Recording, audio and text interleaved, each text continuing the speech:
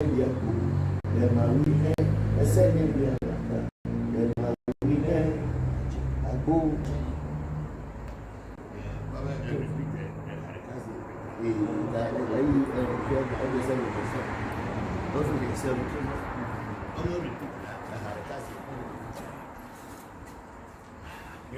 we are going to fire everything that had been in your life, that had been worrying you, has been disturbing you.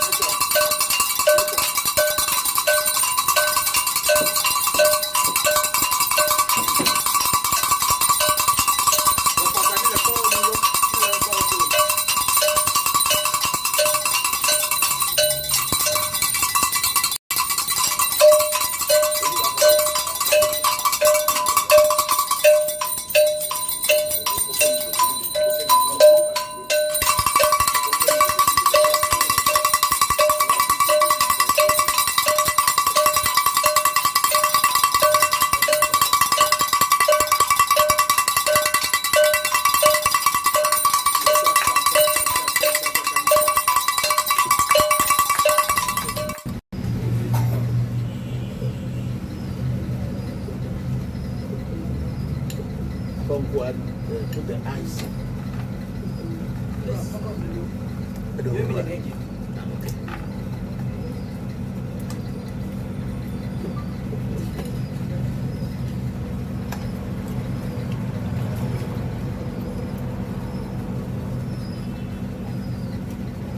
Create a G.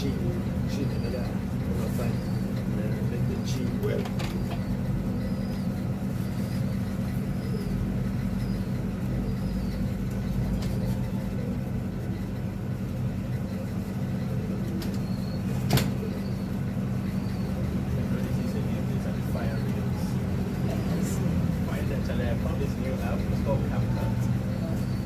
Best phone editing app that I found. So it's good. buy it? No, it's Free. Yeah. iPhone. All those reels and things I've been making. Yeah, those cool ones. Yeah, it's so easy to do. It's easier than anyone. Cheat. Eh? Give it to me. It's called CapCut. Huh? CapCut. CapCut. Yeah, App Store. And it also does captions. So if you're talking, you can read captions, and sometimes it will be wrong, so you go and fix it. But it can do so much.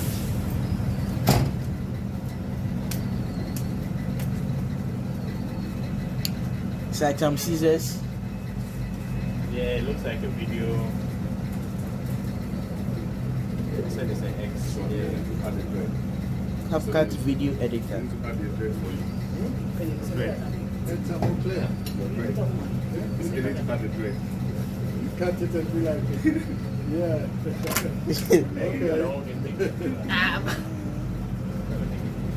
I think they do it when you're doing No, they don't do it that way. Unless you don't. They don't do it. I'm just saying.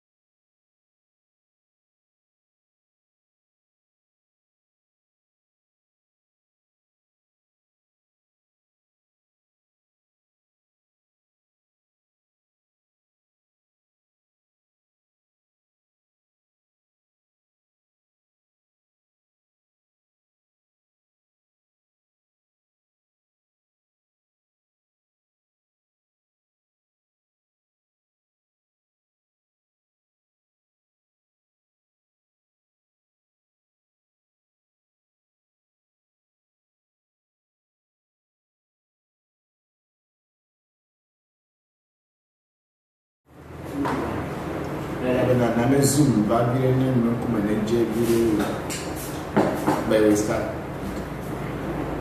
hello everybody, thank you very much for joining us this afternoon once again, and I am Christopher Wong, could be your host. This is Revolution Live question and answer streaming. Thank you very much for joining us this afternoon. So where is the question, where are the questions and the comments going to be? The way you put this in front of me, the way you put the tripod in front of me, it is not the best.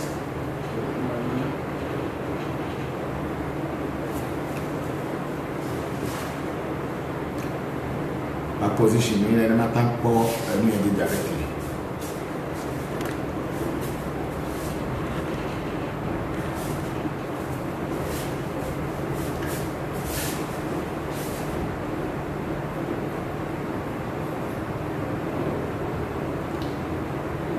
Okay, yeah, that's very good. Okay, thank you very much, and thank you and welcome back to another interesting Facebook Live question and answer session, Revolution Facebook Live question and answer section. Are we live on YouTube as well? Yes. Okay, so we are live on YouTube and we are live on Facebook. So please send in your questions. Your answer will be here to answer you, and thank you very much. But before we proceed, I will be saying our poor location, and then from there we go ahead. Thank you very much for joining us this very afternoon. Wherever you may be, good afternoon to you, good morning to you, and good evening to you, wherever you find yourself at this very moment. Thank you very much. Oh, Ago Manga, Ago Manga. Ago Mauga Sobolis, Ago Mauga, Kitty Catamago, Mauga, say Joto, Amejoto, say Nano, and say Tiano, or every document, or maybe a document, maybe an woman of you bear. The Senate Populi was in that cafe, say Joto, Amejoto, the same Nano, and say Tiano, or woman of you. Oh, you're not going to go. we have a ham for us, or semi for us, dog, we are braxis, my house, a little dog, we are a little with him poor. Oh, vessel, come here, dog. A mayomenos or G, and it is so cacatikas, but the remainder of family and regular people, and the whole of the mayor, when I am Bama, your flora for playing Bama, when you have a put the gun. Oh, my kind, but you are kind, when you are kind, you are kind, you are kind, trouble, kind, you are kind, if you are kind, you are kind. Pick by the member had a dollar couple of minutes if you told us something that you have no doubt. I have a home bubble or capu up with me or Zango, every became a home. You are at the wood, John Pata, John Maku. For come of one, you know, for a food, and very cool quarter performance of no haven, the wood, try a module to and what I put the new living, but Thomas, the two of the woman of America, Pata, really happy to form a job, the age of Pata, the fear. John Pata. My trauma by Damolo, and if I believe in a job, and Anthony and Japata, Japata, the mayor of Mr. Board, you need to talk with the Japat, Bellutis, Bolu, Ajima, or Bojukulo, Dodger, come and Valentina from a value, don't have coffee. I go Sapate Mayolo, I think a mayor will go with the fear, a mayor Amagas in the Passes, the Society of the Year. Mayor Brahim Mayor, but Chimayon, Befoli, for common, go, Kucha, and Tobo. I don't cosplay what we are and also a coffee completed. That's in our most interesting. That was one of my man and body, but when I got coffee, I could be a man's adoring, but Pecuno, Puharani. My opinion, Celestine, I could be a Catherine, could be a phone, sensitive for the phone, your bed, I could be a Puharani, could have been like Bassida, Bagiro, and Tepe. May your meals from home, what you could be a Cecilia, when I cut the payments. Nani Catholic. My own not to give a cotton to you, may your king has to punch that, but as well. Your Boko Adaf is so far one movie, Kafacha or Joke. May you have to put to the family, and I will go to the family. May your Bapo, may your Hula Vega, may your have to put to the family. May your Agbojapa, Kavipa, your Kojuka, may your Amayabe, Toby, Simon, Kavi, Zapao, and now, the Indoor, the Kutum and the Fana Bobo, Nefana Petero, and I remember Boom and Fana, we may your Toby Anani Tretu, the Chita, may your Bokos of Abraham, Jivenu, a Chami, a Kutum and the Fana Bobo. Now, the baby, you know, if you are like a Gangan, and a coming with this, and a coming with a cable. No matter what you are, I see a man, and never care better, but the children that's in the club of Video, and then you are turning, never put me about it. I had a email about Sacracam to about the Cotocoli or Kuma, but Tom of Fratamani, who was single for to future him of the After your cabinet. I mean, Thomas, what about the do to our woman as a clue, which you know how to kill. As in any, don't ever know. I mean, better tell her somebody, and I'm a sister, and then I'm going to consider the girl, but I will more. Let me let to me if you talk with me and put it to them. Then came my brother and Kamasema, Yanamasi, good, my young and a couple of my young and my young and a couple of the I have a couple of your fan of family. Because the Thomas or back by the Aquali, the Miji, Kumuji, or Miji, so many media, and the club would have some coming to look to Lamini, well, check to Lamini, we are pretty happy with the Sabbath people. You are like Baji, Bosuam, and Miji, and so on. Kintola, and you are she may have for a semi for a shop at the and the pay, no Bugaki, and that's yes, and pay. Okay, so we are now ready to go, and please share these moments on your platform so people can join us, and then we can all discuss and learn from one another. So we are starting with our greetings, starting from the top. We have Randall Crowley, EL, Randall Crowley L. Is that the same as a shoe and leg bar? I don't know what is that question, but maybe if you are listening to us, you should find out, you should send your question again. Is that the same as a shoe stroke leg bar? I don't know where that question originated from, so I cannot really answer right now. Then we have Oluchi Osowoke, our sister, say, wow, just coming back from work.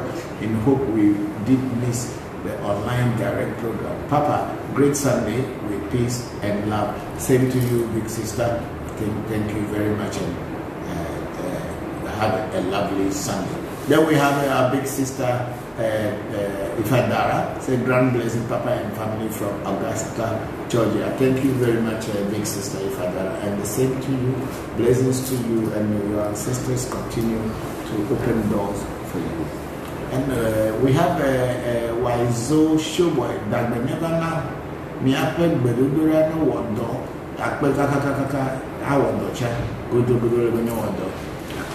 Then we have Shamba Musa Mohammed saying, greetings, Papa. Greetings, Shamba. How are you doing? Thank you very much for all the help that you are giving me. I'm very grateful.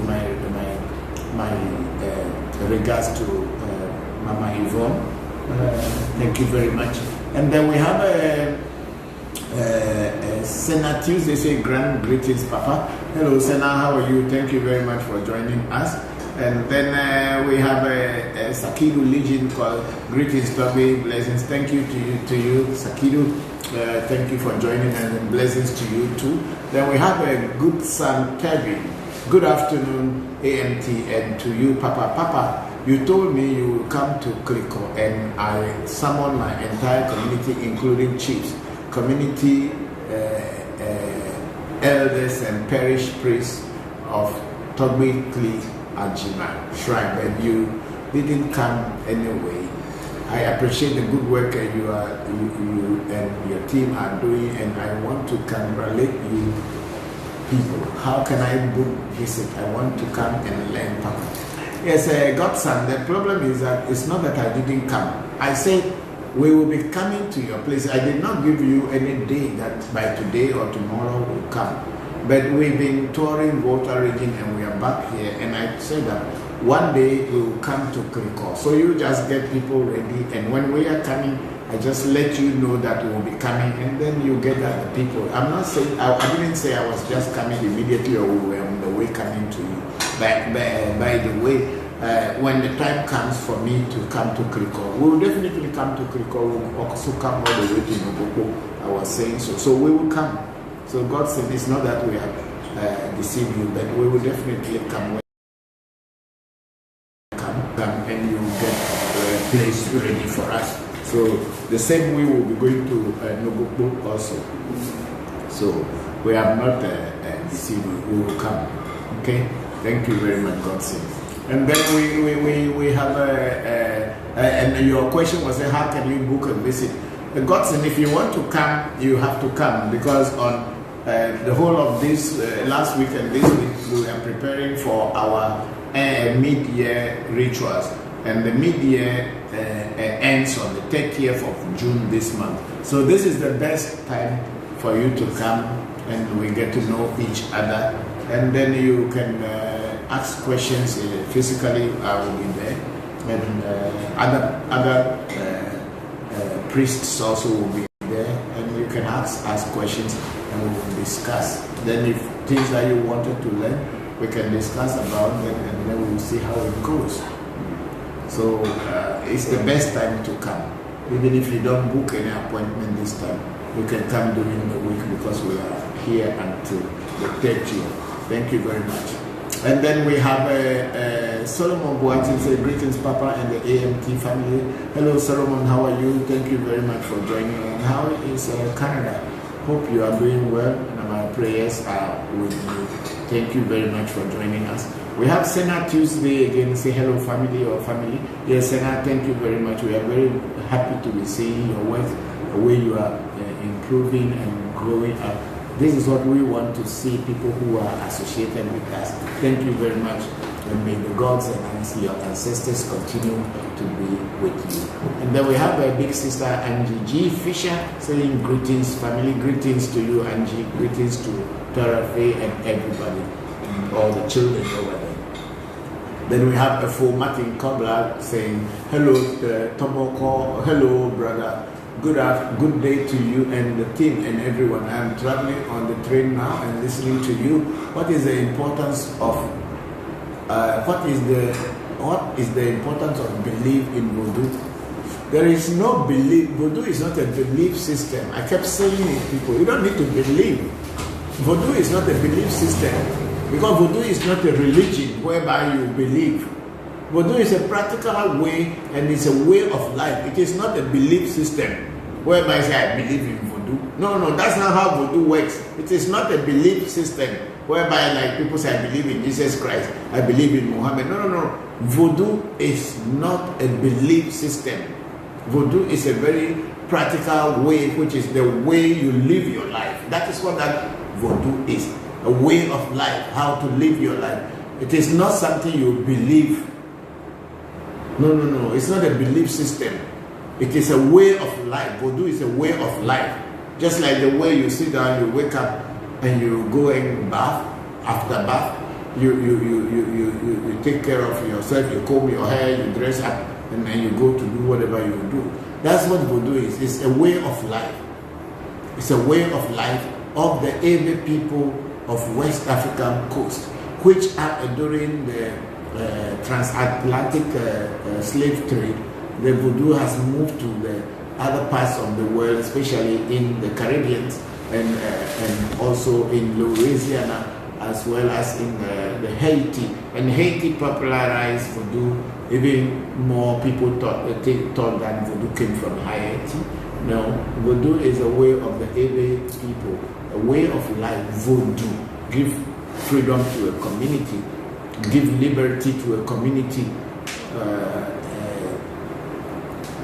and also means spirit. So that's what that voodoo is. It's not a belief system. So you don't need to believe in anything in voodoo. That I believe in this voodoo. I believe. No, let the voodoo work for you, and the deity works for you, and you see results. Then you can say, "Oh, I know that this deity works." It's not like you believe. Belief is what you are not very sure of. So voodoo is not a belief system. It's a way of life. Thank you very much for Martin. And then we have Serena Le Baron. Toboko Aloya Benyeto. Thanks for the teaching. Thank you very much, Screamer Baron. Benyeto. Thank you very much. And then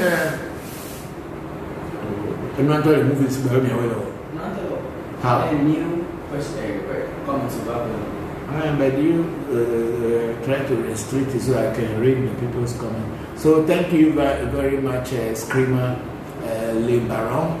And then we have Henry Hansen. Good afternoon or evening, Papa. Greetings from Colorado Springs. It's always a pleasure to see you. Hope you are doing well and the family. Sure, Henry, we are doing very well. And how are you? Thank you very much for joining us this afternoon. We are very grateful for you. Go back to like that thing because the light went away. Yeah, thank you very much, Doc. We are very grateful. And then we have Monty Tail. Greetings, Papa, and viewers around the world. Much love and wish you all blessings. Papa, what is the significance of gin in voodoo practice? Can you use other types of alcohol? Yes, you can use any other type of alcohol. We use apetashi. We use palm wine. We use whiskey. We use water. But my spirits, I train them with gin. And we've been doing this one for the past 30 years. I've trained them with gin. And then my masters who introduced some of these spirits or energies to me, or these voodoos to me, had also been giving them gin before they introduced them to me. So for that reason, I also continue giving them gin.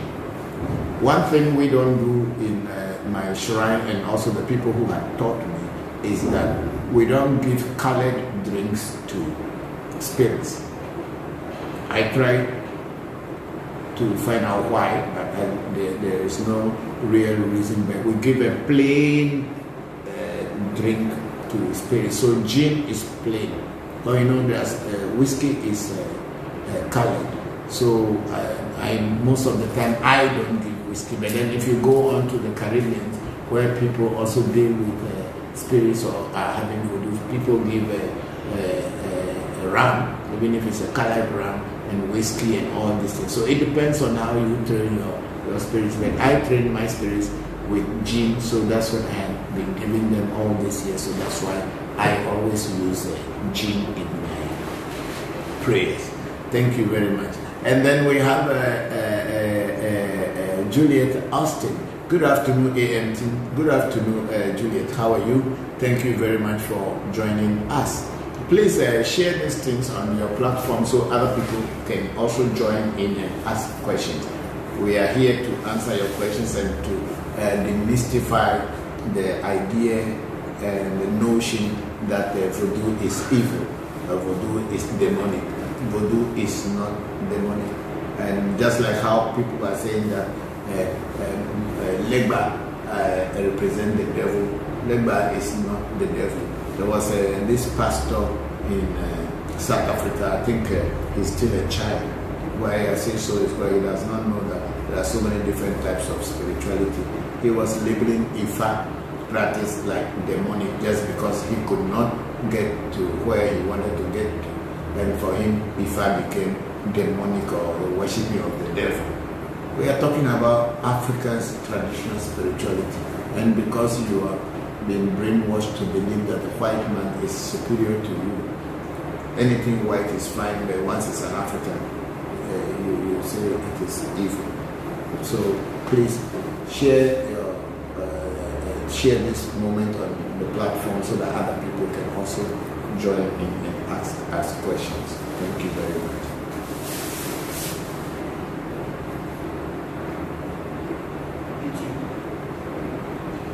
YouTube, let me go down. Let me see. Greetings on.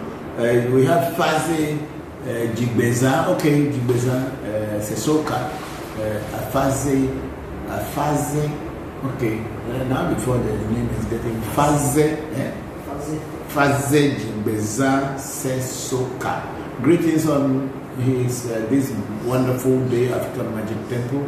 I hope this day is full of joy and prosperity for you. Or because of Kubevi Enuledo.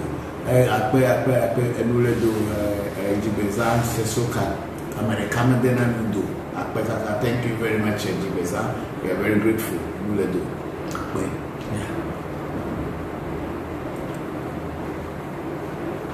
Then we have Mario Young. Good evening, Daddy, and the AMT family. Greetings from India. Thank you very much, Mario. I'm very grateful. Last time your friends came from Kumasi, and we did a very beautiful mirror reading for both father and son. And I believe they might have told you by now, but it was a very good time. Thank you very much for everything, and I'm very grateful.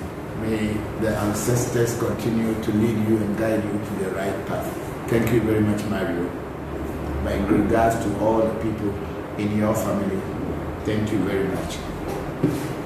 Yes, leave that data thing down. Let me see something proper.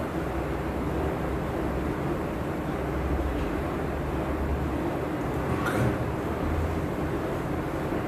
So Juliet is the last person that we have gotten here. So please send in your comments, send in your questions, and let me answer your questions for you. And for your information, as I said earlier, we are going to have our mid-year festival, which we usually do every year on the 30th of June, mid-year festival. We have already started doing all our plans, and we have already started feeding some spirits, and we also fed, I fed my ancestors. And then those of you who still want to feed your ancestors, the doors are open. You can let me know, and we'll send us the names of the people, send us some funds so that we can buy whatever you want us to use in feeding your ancestors for you. And then we will do that on your behalf. This is a very good time when we feed the ancestors. And when you feed the ancestors, doors open, opportunities come, and things that you are not sure that you can achieve, you will achieve them because your ancestors were. That's why you are. So we have all other things. So we have not finished the ritual. The 30th of June will be the finale, where we will all just jubilate with drumming and jubilation. Yeah, that's what is going to happen. And those of you who want to do readings on the 30th, you can do readings in physical or online. We'll be here doing all these things for you. So thank you very much. And then we have Togbe Edem Mawe. Say Papa Edem. Hello Edem. Thank you very much for joining us this afternoon. I'm a recommended Enuledo. Akbe. I'll be expecting to see you soon. Thank you very much, Edem. Like which is a cat.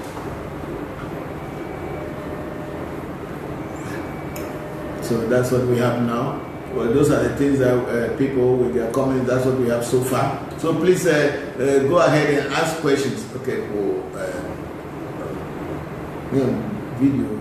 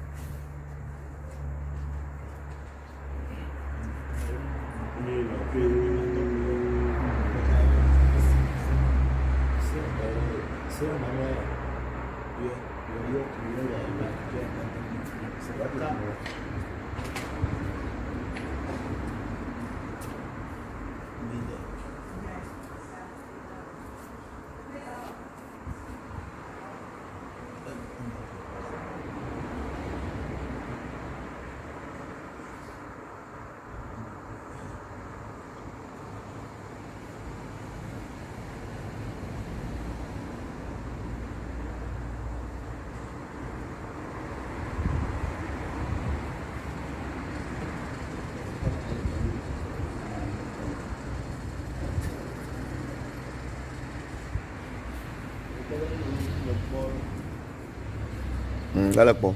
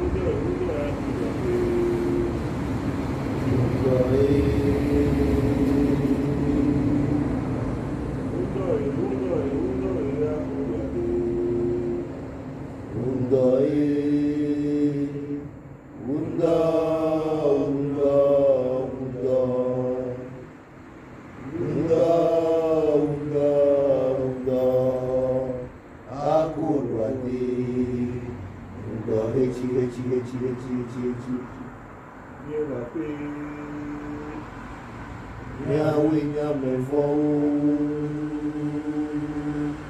Apeyemi Yahweh Nyamefo Abadobe Yahweh Nyamefo Pepelebu Adalebu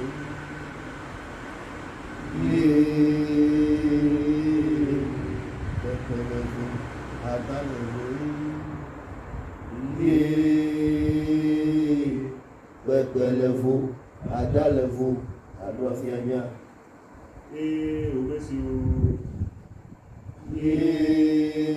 Umesiu. Asamuse, umesiu. Umesiu. China, umesiu. China, umesiu. Alakwendo.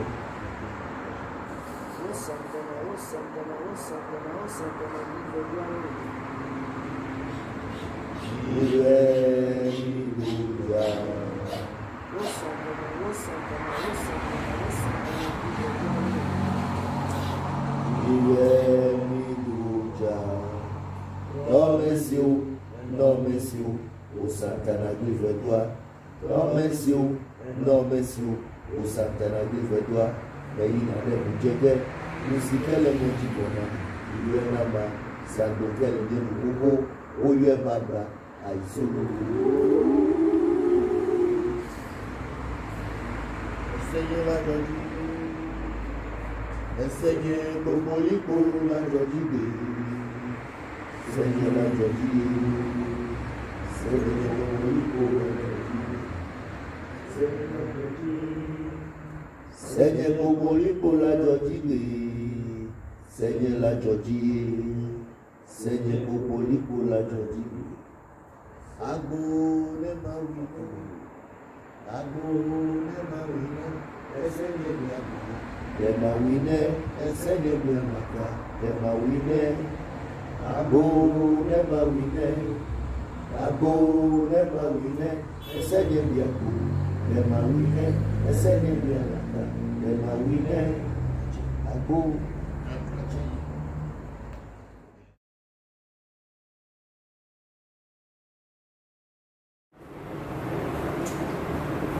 Okay, so we are live again, and on YouTube we have Mario Young again. My friend was happy with the reading, and he said he will be coming there again. Thanks a ton, Daddy. I referred him to you because I know that he will get answers that he is looking for. You are the best. Oh, thank you very much, Mario. I'm very, very grateful. Thank you very much. Yes, he came and it was very interesting. Things that he didn't know or things that he knew but he was trying to avoid or ignore them all came out. And then at the end of the day, he has to confirm that, yes, those things were what was happening when at his father's end when he was young, or when the father was old and was going to his old age. He went back home and started doing the ancestral things. After becoming Christian, he left the tradition and became a Christian. But when he became older, he went back and joined the tradition again to continue what his fathers were doing. So Christianity is just by the way, for us, because if you are not a Christian way to people will say that you cannot associate easily. That's why a lot of people became Christians, not because they believe that it can solve their problems. Anyway, thank you very much, Mario. I'm very grateful. Thank you very much. See that the video side is not going well. I don't know how is the audio, but the video is not reflecting what I'm doing. I can't see it like live, or even I'm moving my hand, but the video is not moving. What are you? Do you just put it on one? Yeah. Okay. Let me pause and let me save the Wi-Fi. To save the Wi-Fi, how? I say, let me play connection. I don't know that. If I'm talking, how will people will see me? They will see. Okay, fine. Yes. Okay, then do it that way. Then do it that way so that you can let the Wi-Fi work. So long as the viewers can see us, it's fine.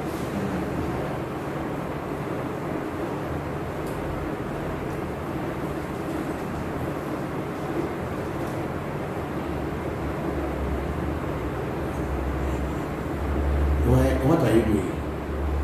I get live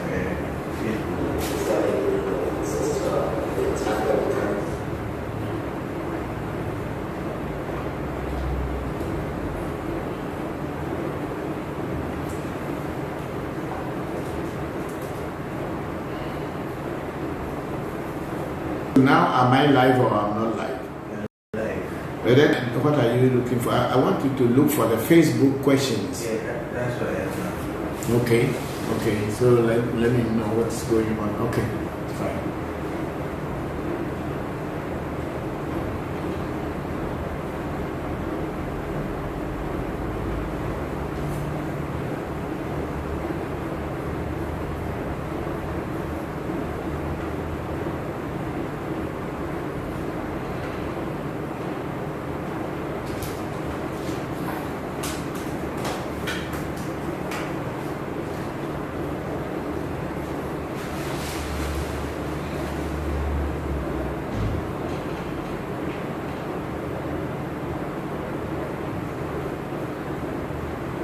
Mario Kofida.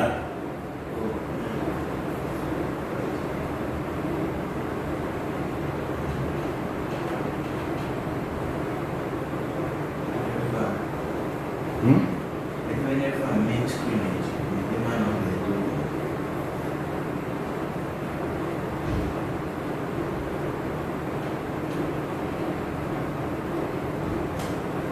You just give me the comments. Let me be reading it first, please. Because we are taking too long just to bring that thing back.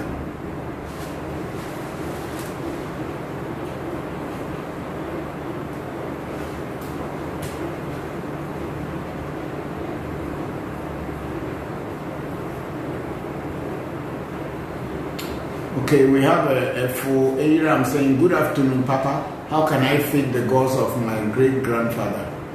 You can feed the gods of your great-grandfather by asking people who know what is done. Because I don't know how your great-grandfather feed his gods, and I don't even know the names of your great-grandfather's gods. So you should make some inquiries with people who know something about your great-grandfather's things.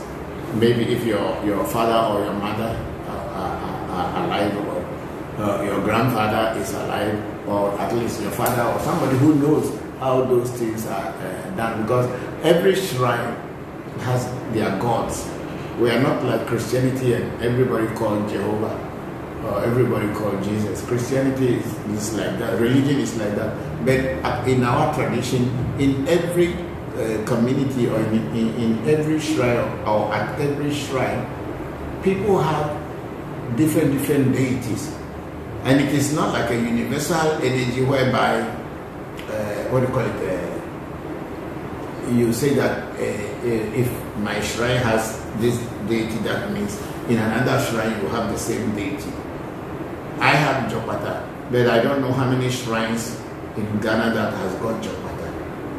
So if supposing I am not alive today and one day my great-grandson is calling somebody who doesn't know anything about Jopata, is asking the person, how can I feed my grandfather's deity? The person won't be able to tell who. But then if you are able to contact my children or people who were around me or their generation, you will have a correct answer.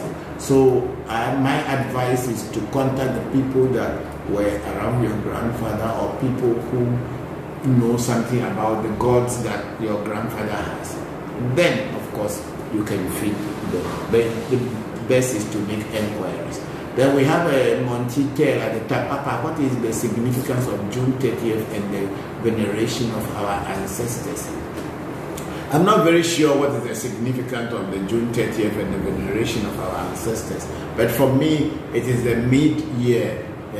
Because from June 30th which is 6 months from January to 1st January to 30th June, is exactly the middle of the whole year of 12 months. So 1st July start the second quarter for me, in the sense that 6 months is what I calculate as 1 quarter. So I'll start the second half of the year for me. So I do my rituals, mid-year rituals on the 30th of June, where I thank the spirits and the deities and my ancestors for bringing me from January to end of June. And then I pray to them, I thank them, and I feed those that I need to feed. So that's why I put mine on the June 30th. Maybe other people may have other reasons and ways to do their own, but at my shrine, June 30th, for me, it's because it's the half year. It's the middle way between the first 6 months and the next 6 months. That's why I use the June 30th. So for me, that's a significant, but there is nothing more than that. And then we have Shamba Musa Muhammad Papa. I was at an Ifa. I was at an Ifa festival, and some of the priests here tried to joke with me to say I wasn't a real priest. So I wasn't a real priest. So after we started drumming, I started to display with the knife. They all became afraid. I tell you, that is where you prove you don't need to tell people who you are. When the time of action comes, that's it. There is a saying in Ewe that there are different sizes of pots that we use in fetching water. When you reach the riverside, it is there you know which pot is bigger, that can contain more water, or a pot that can contain less water. So we don't need to brag, but at least if you are able to show them that you can use a knife and cut yourself in front of them, and yet still it's not cutting, that is where you prove it to them. So don't show off at people who don't know anything yet still believe that they know so much. That's what that life is. As a good priest, you must always be humble, and you don't show anything, just be humble. But when the time of action comes, demonstrate what you can use to prove to them that you are not just an ordinary person walking by. How could they say that you are not a real priest? How do they know who is a real priest and not? Do they think that by getting the Ifa name or giving them African names or Yoruba names that make them real priests? Real priests are people who can do real things. Thank you very much, Shamba Musa. I'm very grateful for that message. And then we have Montikel again saying, what do I need to provide you to assist me in venerating them?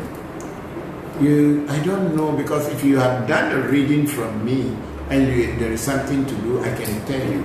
But when you are saying that, what would you need to do, venerate your ancestors or deities? I would not know. I cannot venerate your ancestors' deities.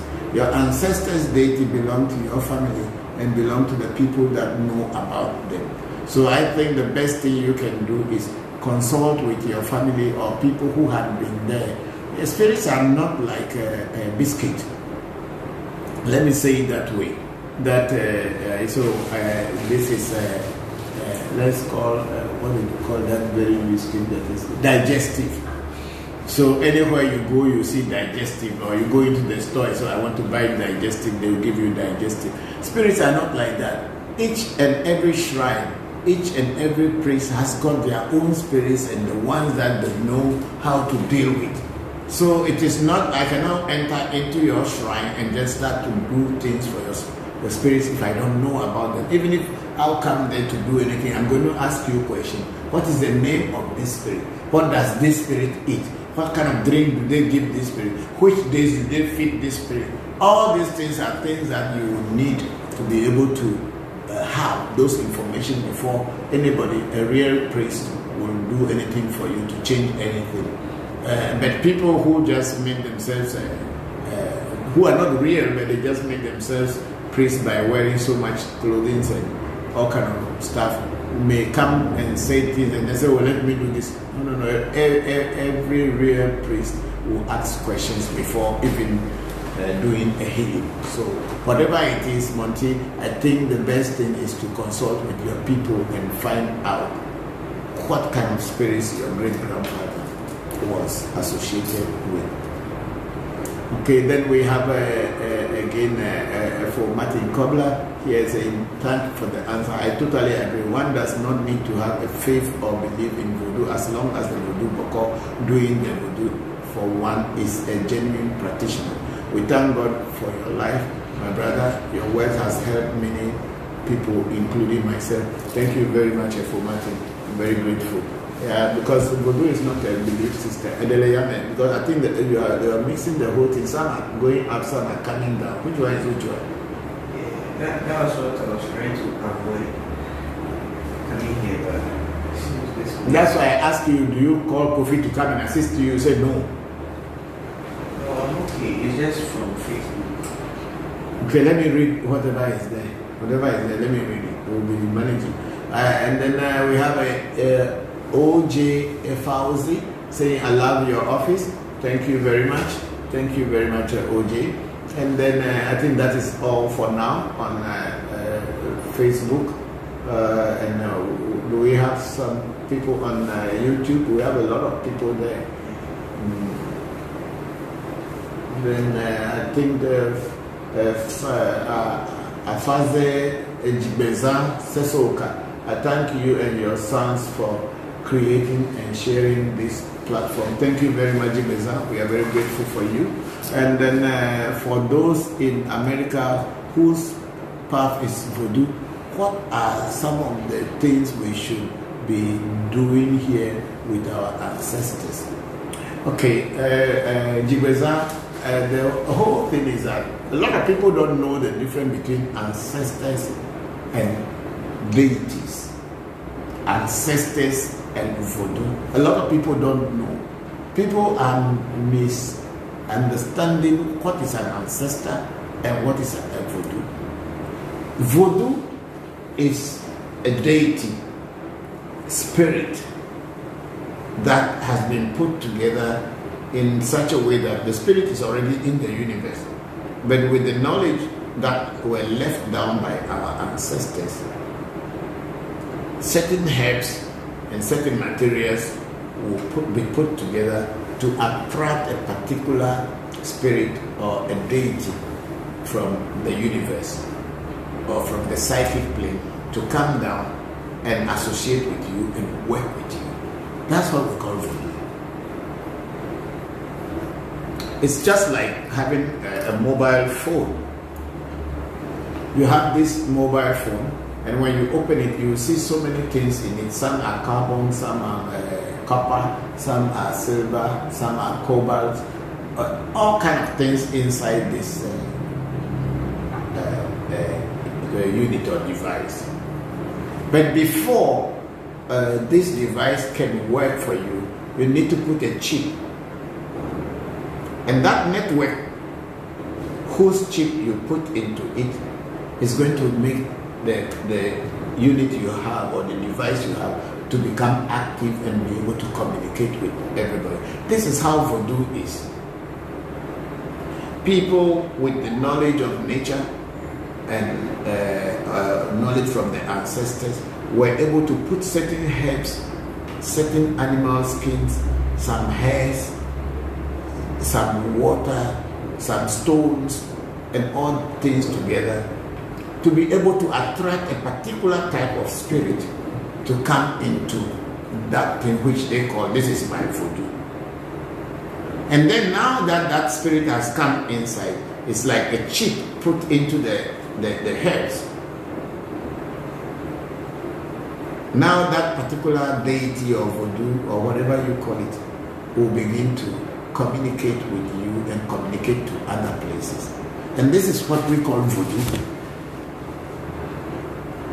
On the other hand, ancestors are people who you share the same DNA with, who are no more in the physical plane.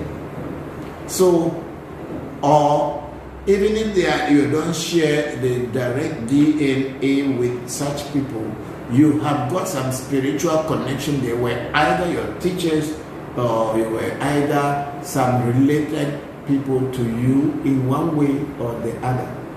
And once they have passed on into the hereafter, to the spiritual plane, we call them ancestors. So voodoos are different from ancestors, but a lot of times people think that the voodoos are called ancestors. Voodoos are not our ancestors. They may be the tool that our ancestors used to do their things, or they may be related to our ancestors, that they were our ancestral spirits, in the sense that they were the spirits of our ancestors. And when our ancestors are gone, they are there for us to use them just the same way our ancestors have used them. But the voodoos are not your ancestors. So the mistake of thinking that voodoos are called ancestors or spirits are called ancestors need to be corrected. That is not true. Ancestors are people who you were human beings that you had related to in one way or the other when they were here even long before you came.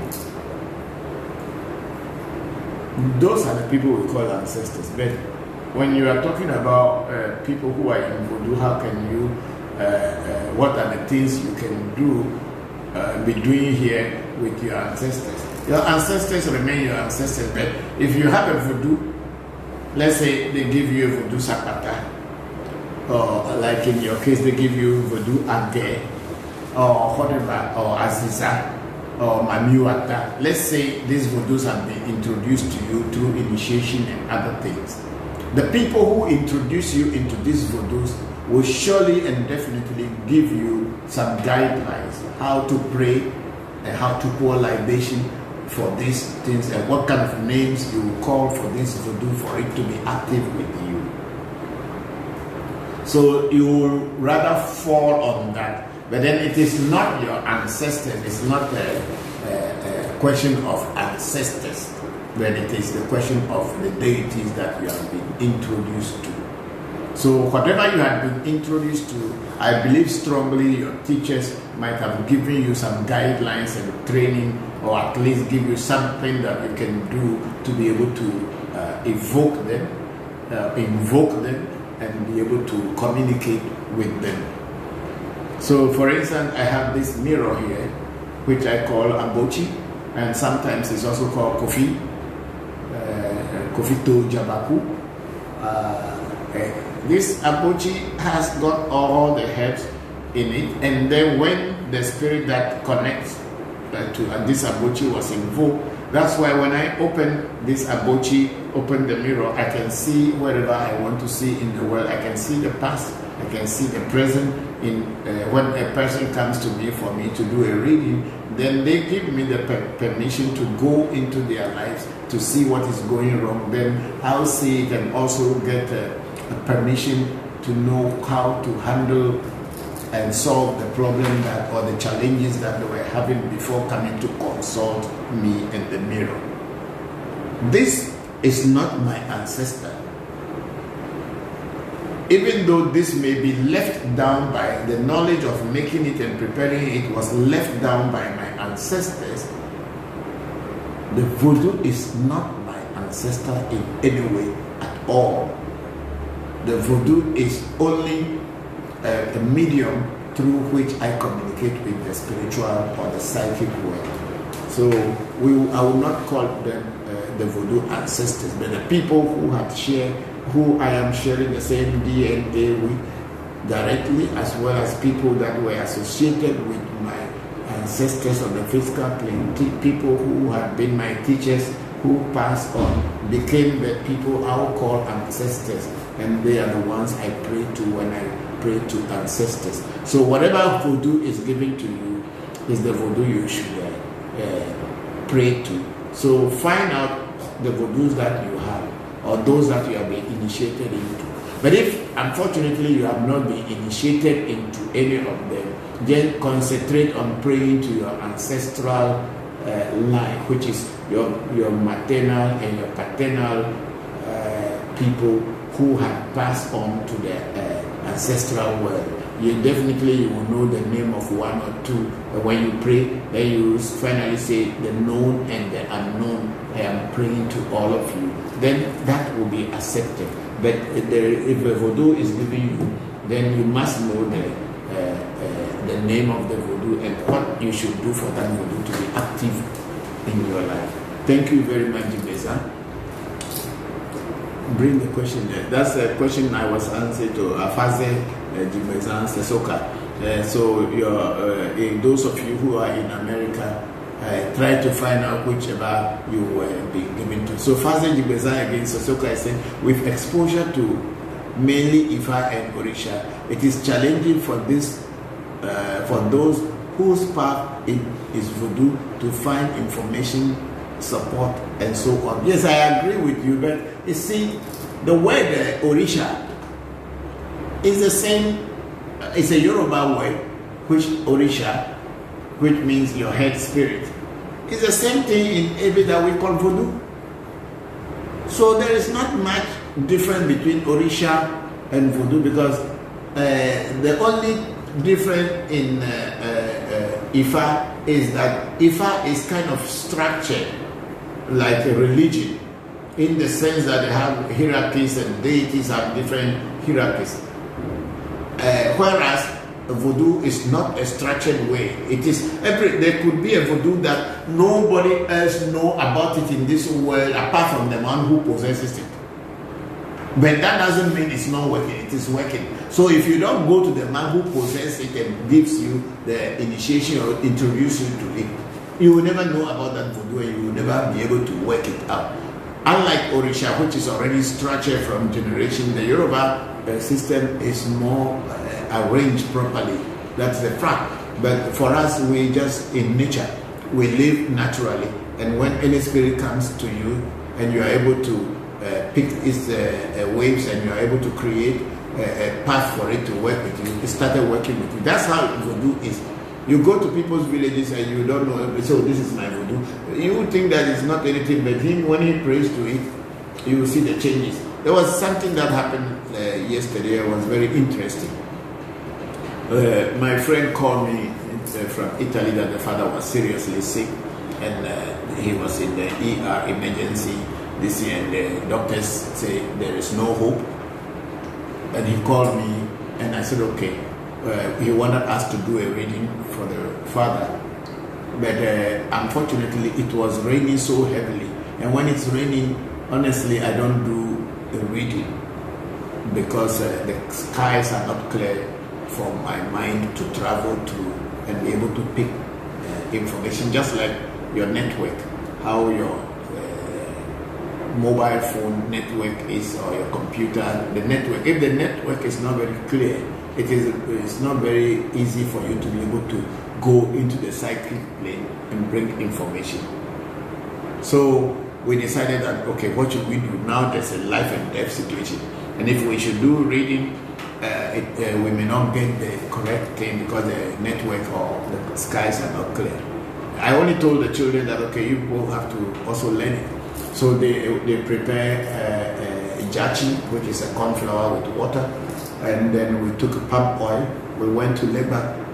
I told them I didn't even go. I just asked them to go to Leba and give the name of the person who is sick, the hospital where the person was in Italy, so that they can directly send Leba to take the spirits to go there to interfere in his situation. And then I think it's about 15-20 minutes later when I asked, so the doctors say he's now stable. He's no more like, they don't have hope, but his condition stabilizes and it's okay. And that is why when you become a Boko or you become a real spiritualist, you are advised not to think evil for people, because the same mind that you are using to do good thing, if you use it to think evil, it will happen. And then you become a bad Boko or a bad priest. So the children have also learned this thing by doing it, and when the result came that the person is doing better and is out of that situation, they were very happy. because they had achieved it. Because I didn't go, they went. I only told them what to do, and they went and did it, and we got results. So voodoo is just the same like Orisha. If what has been given to you is a real one, then you have the real thing. Unless, of course, somebody is deceiving you and gave you something which is not voodoo, but they are calling it voodoo, and you put all your hope in it, that's when it will fail you. So thank you very much, Jibeza. Bring the question again. Let me continue. He has some more question there. So Jibeza, the ancestors are always there. Your ancestors are always there. And those of you who have the interest in learning voodoo, the Orisha is not that very far from the voodoo. It's the same thing, but in a different language. But if you want the Eve voodoo, or let's say Eve Orisha, let me call it that way, then to make it easier. If you want the Eve Orisha, then you have to come to the Eve people who will initiate you. I think you have been to Benin and other places. But you know, there's a lot of scam in Benin, honestly speaking. If you're not very careful, you end up in the hand of a scammer who will be using toys to be demonstrating that the voodoo is working and all this. Voodoos don't speak human language, I tell you, honestly. No voodoo speaks in human voice. If any shrine, any temple you go into and the voodoo starts speaking in a human voice, please start packing your bag and start running away, because they're just joking. They're just trying to scam you. I am saying it because I've been in this for so long. And we have seen voodoos that will speak and talk and all this. That is not the real voodoo. Those are all tricks. So, Jibeza, I am here. I will do your things, and as time goes on and you are able to travel, you come here, we will introduce to you to real voodoo. If you read the comment of Shamba Musa that he went to an Ifa initiation or festival, and then people were laughing at him that he wasn't a real priest, because it means he didn't have any power, or maybe he doesn't have a Yoruba name. Maybe that's why they were saying he wasn't a real priest. But then when he started using the knife to demonstrate cutting himself and it wasn't cutting, maybe that's when they see that he was a real priest, because he has been well initiated and well cooked, so he could do that. Any of them should be given the knife and they should try whether they will not bring the ambulance to rush them to the hospital. So that is when you know the difference between fake priests and real priests. Thank you very much, Jibeza. So let's get to SB. SB is saying hello. Hello, SB, how are you? Hello, AMT family. Sir, you mentioned that spirits may like different beverages for libation. Do you suggest pouring one type drink for all spirits or each occasion? Yes, SB, for me, I pour the same gin for all my spirits, unless, of course, if the spirit doesn't drink gin, then I will give the drink that it drinks. Because I have some spirits who drink only apetition, which is the local gin, or people call it moonshine. I have a spirit that drink that. And then I have some spirit that drink only Pito. Pito is a local beer, not the one that was brewed in the factories, but brewed in the house. It's called Pito. So I have a spirit that drinks only Pito. It doesn't take gin, it doesn't take appetition, it doesn't take wine. So that, depending on the spirit, I give them what drink they are supposed to drink. But in general, most of the spirits that I work with drink gin, so I give them one drink along the way until I get to the one that doesn't drink. There is even a spirit that I have doesn't drink alcohol at all. It only takes it takes only Florida water as a drink. Florida water also has alcohol in it, but it is not the alcohol that human beings drink, and that's the only drink that that spirit takes. And then there are some of the spirits that take only is it methyl alcohol? Very dry alcohol that we human beings cannot take. That's the one they take. So when you are with a spirit, your teacher should be able to introduce you to what the spirits eat, what it drinks, when it drinks, when you need to do prayers for it. Your teachers should be able to tell you and explain to you. So thank you very much, SB. That's how I feed my spirits with what they asked me to feed them with, or what I was told to use in feeding them. Then again, SB again says, I meant ancestors in the previous question. Okay, ancestors, yes.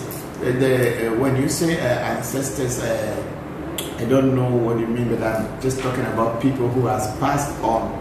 They were human beings and they passed on, and they have the same DNA, or we have their DNA. That's what we call ancestors, or people we are related to one way or the other when they were alive. And they passed on, they become the ancestors we pray to. And then SB will say, I appreciate your daring knowledge and giving hope. Thank you very much for that.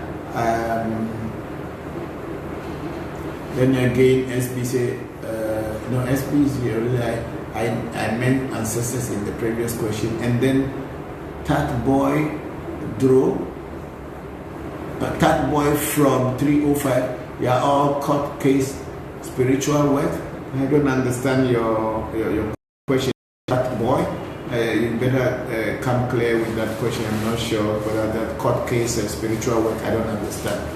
So please come put your question properly. If I can answer, I will answer. Yeah. So we are done with Facebook.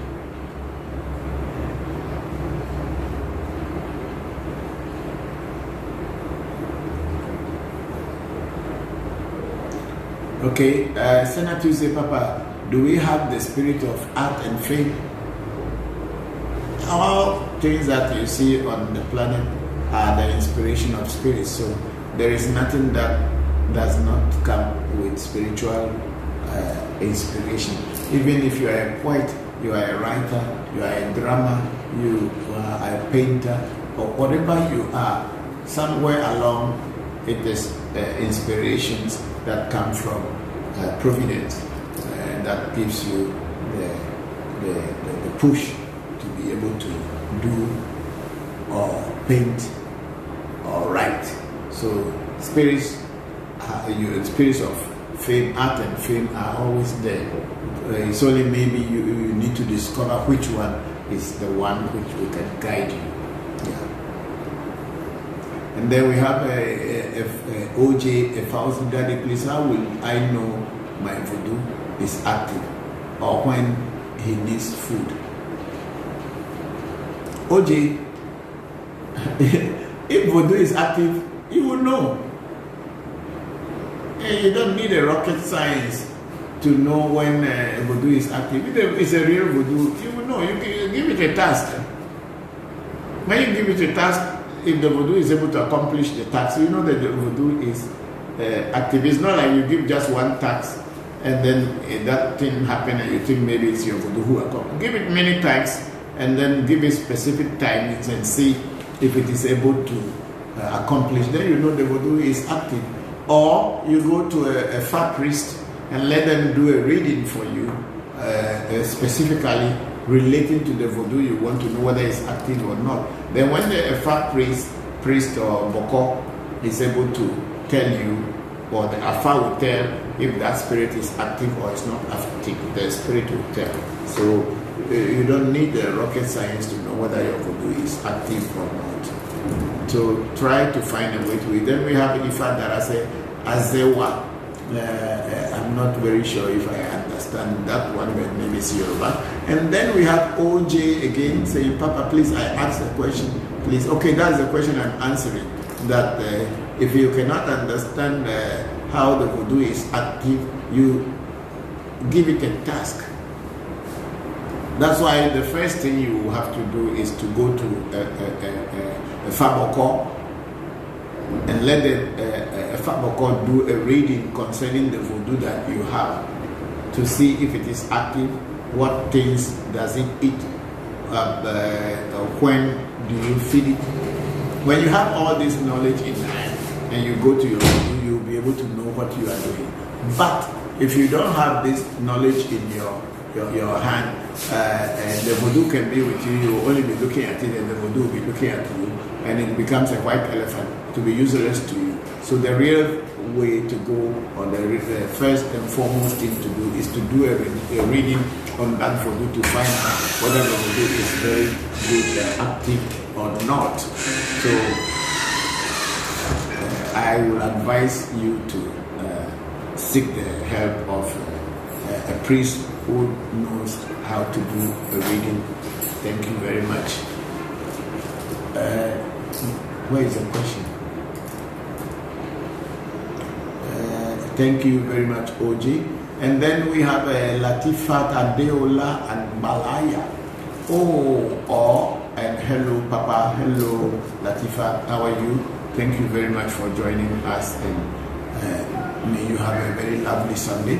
Then OJ Fauzi, again, I'm satisfied with your answer. Thank you very much. Thank you to OJ. And then Latifa, say hello, Papa. And then, is it okay to always call on the spirits, or do we need to give them rest? It depends on you. Why do you give a rest to spirit? Spirits are there to work for you. The spirit is active. You see, sometimes people have nothing, but they think they have spirits. This is very, very common. People have nothing, but they think that they have spirit. Some people, they are not spiritual, but because they think that they pray, they are spiritualists. People go to the church and tell themselves, oh, I'm very spiritual. Going to church doesn't make you spiritual at all. It makes you religious. By saying that I believe in Jesus Christ as my personal Savior does not make you spiritual. It only makes you someone who believes something. Spirituality is a practical thing. And when you are spiritual, you yourself, you will know, because you will say things and things will happen. You will do things and you will see results. But just by imagining in your head that because you don't eat meat, you call yourself a spiritualist, it's funny. It's not true. Don't deceive yourself. If you want to be spiritual, find a real spiritual teacher to teach you, and you will know what spirituality is all about. Don't be having dreams and creating funny illusions in your head and calling yourself a spiritualist. If you don't eat meat and you are vegan or vegetarian, that doesn't make you spiritualist at all. It only makes you somebody who doesn't eat meat, and that's why it ends.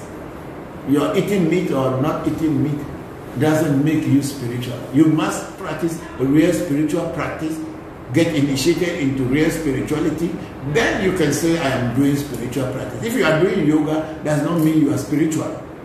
To do yoga, asana, exercise, and you call yourself spiritualist, it is not true. Because people who are playing soccer are also doing exercise. Do they play soccer and call themselves spiritualists? No.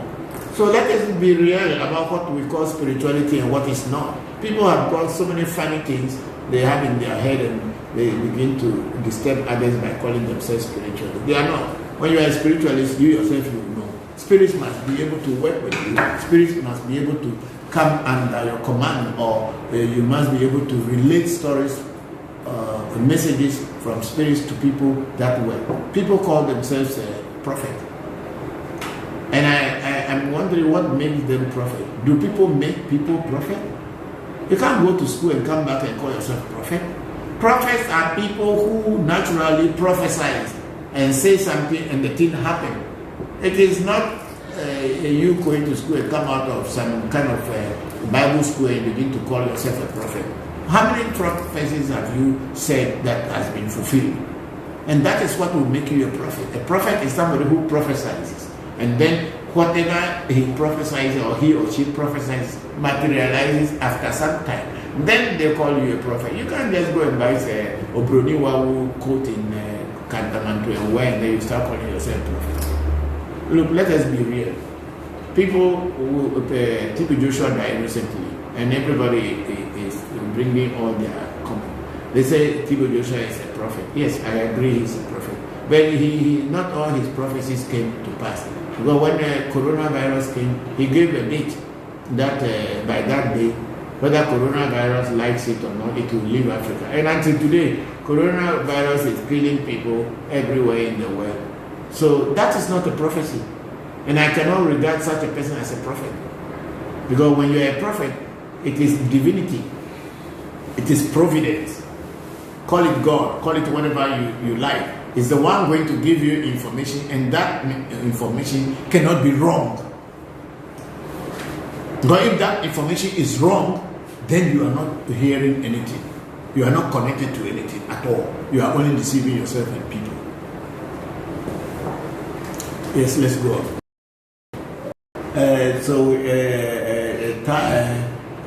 That boy from 305. Okay, that boy from 305. I was asking if you do court case magic for someone facing criminal charges back in the US. Yeah, it depends on the case. If the person is guilty, we know what to do. If the person is also not guilty, we will know what to do. But the whole thing that we do is to ask the oracle what should be done to help the person in such cases. Yeah, that's what I can say. But it's not something that is like specific that, oh, you have a court case, even if you are the one who is a culprit. And everything will just go. There's nothing like a free forgiveness. If you do, you are wrong, you are wrong. You have to atone for your wrong deeds. And if they, in consultation, and they found you to be wrong, and you must atone for your wrongdoing. If you don't do that, you cannot be helped spiritually either. Just like how the court will also will judge you if you are wrong. That's all that it is in spirituality. But if the oracle says that you are wrong and you agree that you are wrong and you ask for punishment, then that punishment should not be more than what you can handle, then the spirits can help you. Then maybe during the court case, people will find you faulty, but they'll find you guilty, but the sentence that they give you will be much lenient than what you actually will get. That's what we can do for you. Okay, and we have Henry again. Oh, I think this one came already. And these ones have already come. Sarah, I think we are done with that part. What are you doing? Try to put the thing somewhere and call Kofi to come and be helping you.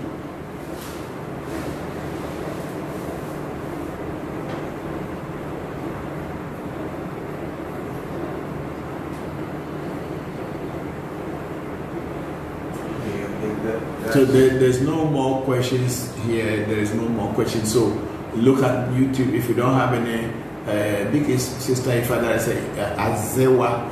So you put this on, get a video to be playing, and then call Kofi to come. You want to ask a question? Okay, Gabriel is here live, and he wanted to ask a question. So please, you better ask the question clearly so that people loudly, so that people can hear. My question is, sometimes I do get strangers begging for money from me. And I want to know if there's a way of maybe finding out if a certain beggar is not a human being or is a human being. Is there a way to find out? Gabriel, your question is that you beggars come around you, or you meet beggars, and these beggars, you don't know whether you should give them money or not to give them money because you are scared whether they are human being and they are not, or they are not human being. Yeah. How can you know who is human being and who is not human being? I really know. So it does not matter. The spirit that is with you, which is you, your inner self, should be able to tell you who to give and who not to give.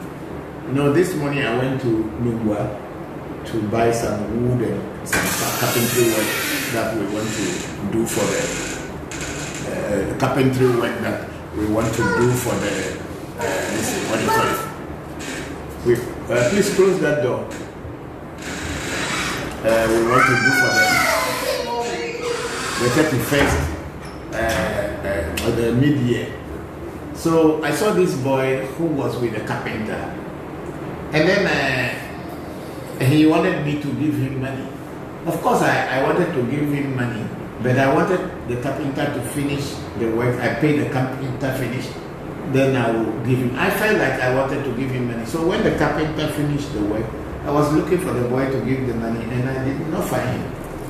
But my inner self tells me to give him something, but somehow he left the place. So I was asking the carpenter, where does the boy live? So he lives in another house here, this and that. I did not feel good to give the money to the carpenter to give him, because I have a feeling that he will not give it to him. So I didn't. So when you meet people and you feel your inner self tells you give,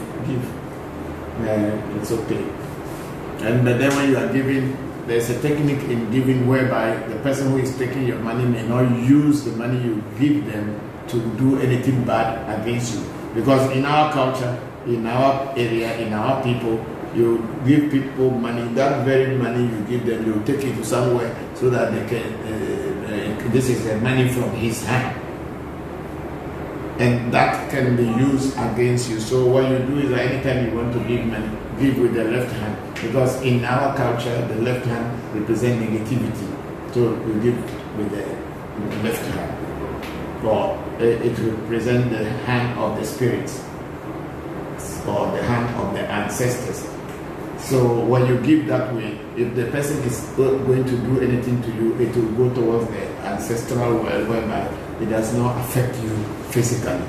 Yeah. So that's what I do. Yes, I think. Okay. We have done with those questions, and then I think the questions here too are exhausted for now. So please play some video of some of our activities, recent activities. Maybe Apendo Hehe, or I don't know whether you people you put that one, but play some.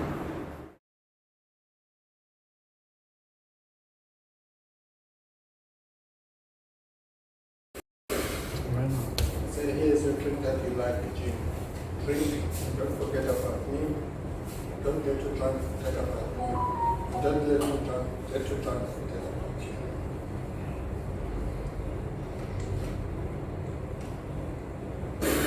Say there's a drink that you like, just more negative. That's the last one. Things are away from me. You can drink it if you.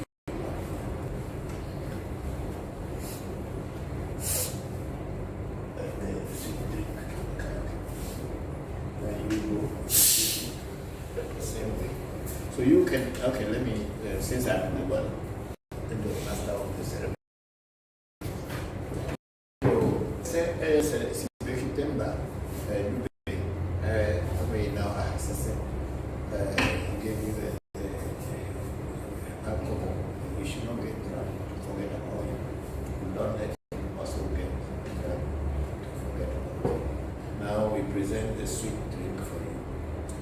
Let your life be sweet. Let there be peace in your life. And let there be peace and happiness in your life of spirit.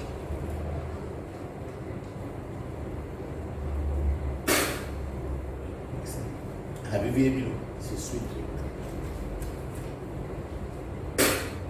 They say, have you been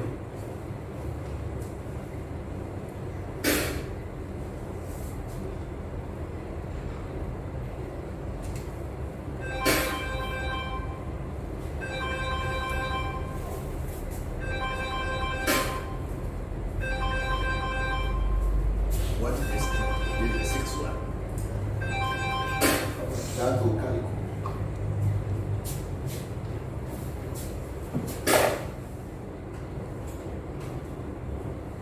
The sweetness should come to you. It's not that you don't do your sweetness.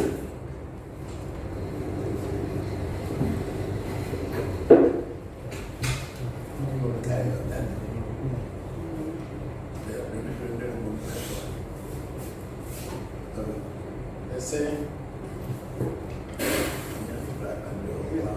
it's a sweet drink to sweeten your life.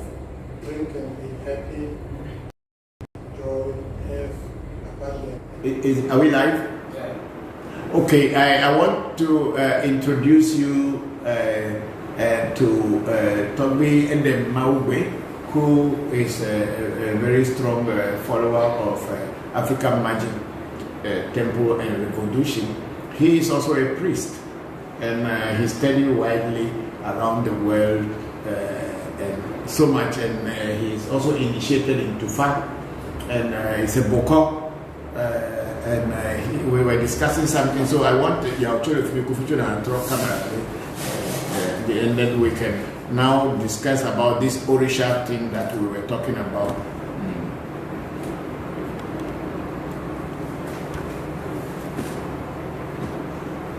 Yes, welcome, Togbi and Maugbe. I don't know what Afan name you take or you. I'm Kosu, the Convedu. The Convedu? Yes. The Akosu? Kosu? Kosu. Okay. That's good. I just use the Adam. Yeah, which is good. Which is good. And then we have Gabriel in here. He is also a very strong member of the African Magic Temples, a very strong student. And they are all here. So earlier we were discussing, somebody was asking a question about Orisha and Voodoo. And I was trying to explain that the Orisha is the Yoruba word for what we call Voodoo. But then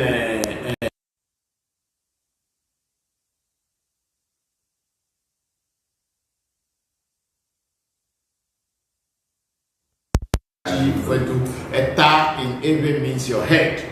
So that spirit that is on your head is Taji, is on top of your head, which is Orisha in Yoruba, basically. And we were explaining, he was saying, okay, you can go ahead. Okay. In urban culture, our forefathers in their wisdom realized that each person has a unique virtue. Yeah. And that virtue is not transferable. Okay. So it is that on only your head, which they call Taji virtue. This is why they feed your head sometimes. Yes. In our, if you have some problem, they will give food to the head. Because the spirit that is on your head must be fed. Excellent. So that is what, and it's the same as the Nigerian Orisha, because they have Shango, we have Hebiesu. Yes. Yes. So it's the same thing, and you realize that we all have that Taji virtue in us, differently. Somebody will have Mami, somebody will have Da, somebody will have Sapata. Yes, but they are all Taji virtue. Okay. And Orishas and the Nigerians also have the same thing, but they use it differently. And as you rightly said, they have structured their own beautifully. Ours, our forefathers were somehow secretive about the traditional religion or the traditional. So most of us didn't really get to know that. What they were doing. Yes. But the Nigerians didn't mind. We saw that in their movies and all that. But how many of our movies have even portrayed the traditional belief that we had? No, everybody is scared. But if you do the church, people in church will cut you off. Is it the same as the essay? No. No, the essay, there's a slight difference between the essay. The essay is what you came into the world with. But your essay may be aligned with certain kind of spirits, or one particular type of spirit that when you are working with that spirit, it becomes much easier for you than other spirits. That spirit is automatic. Like in the case of my son, Senna, he has a set up for him. But the spirit that works for him, he is being initiated into fact. He has his own calling there. But the Tajipedu that works for him is Legba. Legba is his Tajipedu. So if anything happens to him or he's feeling, once he approaches Legba and tells him, the problem goes or solved. Whatever message he wants to send into the spirit world, whatever. But Legba is, but me as a person, it is not Legba. I also have my own spirit that I work with that works for me more than anything. As I also said, I also have Convedu. A Convedu, yes. Which is the god of the anthill. In the anthill, you find the snakes, which are the Togbi Dagbi, Badada, all those snakes. You find again in the and that is like a dwarfs in the corn. So see, they are also ant hill. anthill. That is his a name. He is that is the spirit of the ant hill that he possesses. I would say he comes in. So inside the ant hill, what things do you see? You will see ants. You will see snakes. You will see what do they call the lizard, that big lizard that eats ants. The fay. Okay, the monitor lizard. Yes, monitor lizard. Those things all, and then of course it is also believed in our culture that the dwarfs. There are two types of dwarfs. There is one called Aziza and there is one called Agge. Agge does not speak according to it only questions, whereby it is said that the Aziza, that one can communicate in human voice. Sometimes it will question, depending on how old they are, according to the people who deal with them. So all these things are connected to the hill. So someone who has that hill deity, it will be connected to all these spirits. That's what Eden was trying to explain. So with the Tajivaju and Vaju, you realize that Tajivaju, you came with it, and so you died with it. It is like a saying this. You came with it, you died with it. But for the Vaju, that is what our ancestors, with their knowledge, got to know. That adding this and this together will give me will bring that spirit for me to communicate or for me to use that spirit to do. And that one, you can give that to your son. You can give your to son, anybody. but with the Tajivedu, It goes with you, just like goes it says. with you. So that means the Tajivedu, as Togwedem is saying, comes with your set together. It is the one that comes in your set, that then you work with that. So that is when you are initiated into fact, it makes it easier for you to identify that particular Tajivedu or Orisha which came with you. Do you understand? Yeah, that's what Adam is trying to. Okay, thank you very much, Adam. And people, if you have questions out there, please ask us. We are here to answer your questions. Camera.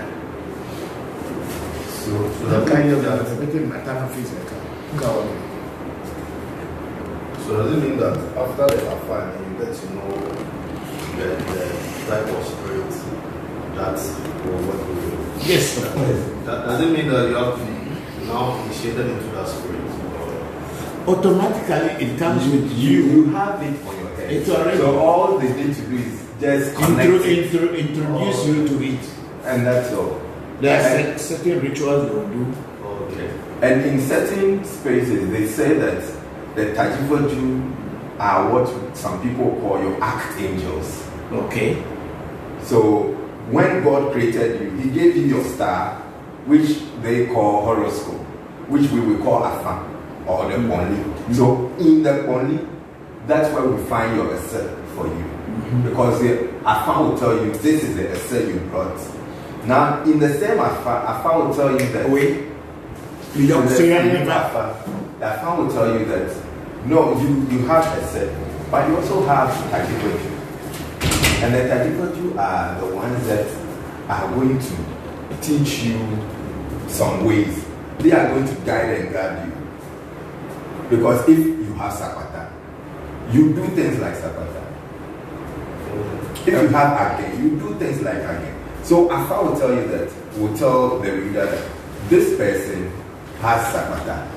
Yes, Afa will tell. Afa will say, this person has Age, this person has Mami. Which kind of Mami? So we'll look through and then find that this type of Mami. Then you realize, okay, that's why probably I love perfumes. That's why if Sapata comes, I don't like bathing. I can go 3 days without. Some people they grow, so they don't like. When Sabbath comes, it's not like you are in trance or anything. But when Sabbath comes, you realize that you didn't take your bath. You didn't smell though, but you didn't take your bath. You didn't feel like. And if you drink and never get good. But if mommy comes, you if you arrange your room clean, you want to be clean. You get it. So with mommy, it gives you all. So we say that are your archangels. Now look, if your archangel does not like, let's say, cigarettes, and you are a heavy smoker, how will that archangel guide come closer to you? So he will be there looking at you. Maybe you're just a reflection of the Yes, spirit. yes. Some people have 3, some people have only 1, others have 4, but the one that dominates are the ones that people use normally. So the one that dominates, that's where people get the names from. You have somebody called Aholukulu, meaning that person is a Zapata. A Kulu becomes servant. Yes, Aholukulu. You have Anidoho, which is a rainbow god. You get it? So those names signifies which one is the head spirit, even though you have other ones. And then now, if you want to do something, yes, you can use other mediums, but if you tell your Tajibodi that this is what I want, the Tajibodi should do it for you. No one will be more active. Yes. Yeah, because But that's the relationship you have with your Tajibodi. If you don't know your Tajibodi, there's no way you can send how it. will you know it? And how will you know what to do to encourage it to get closer to you, to be able to work for you? That's why when you are giving, I mean, no camera, camera, the cap will be set anyway.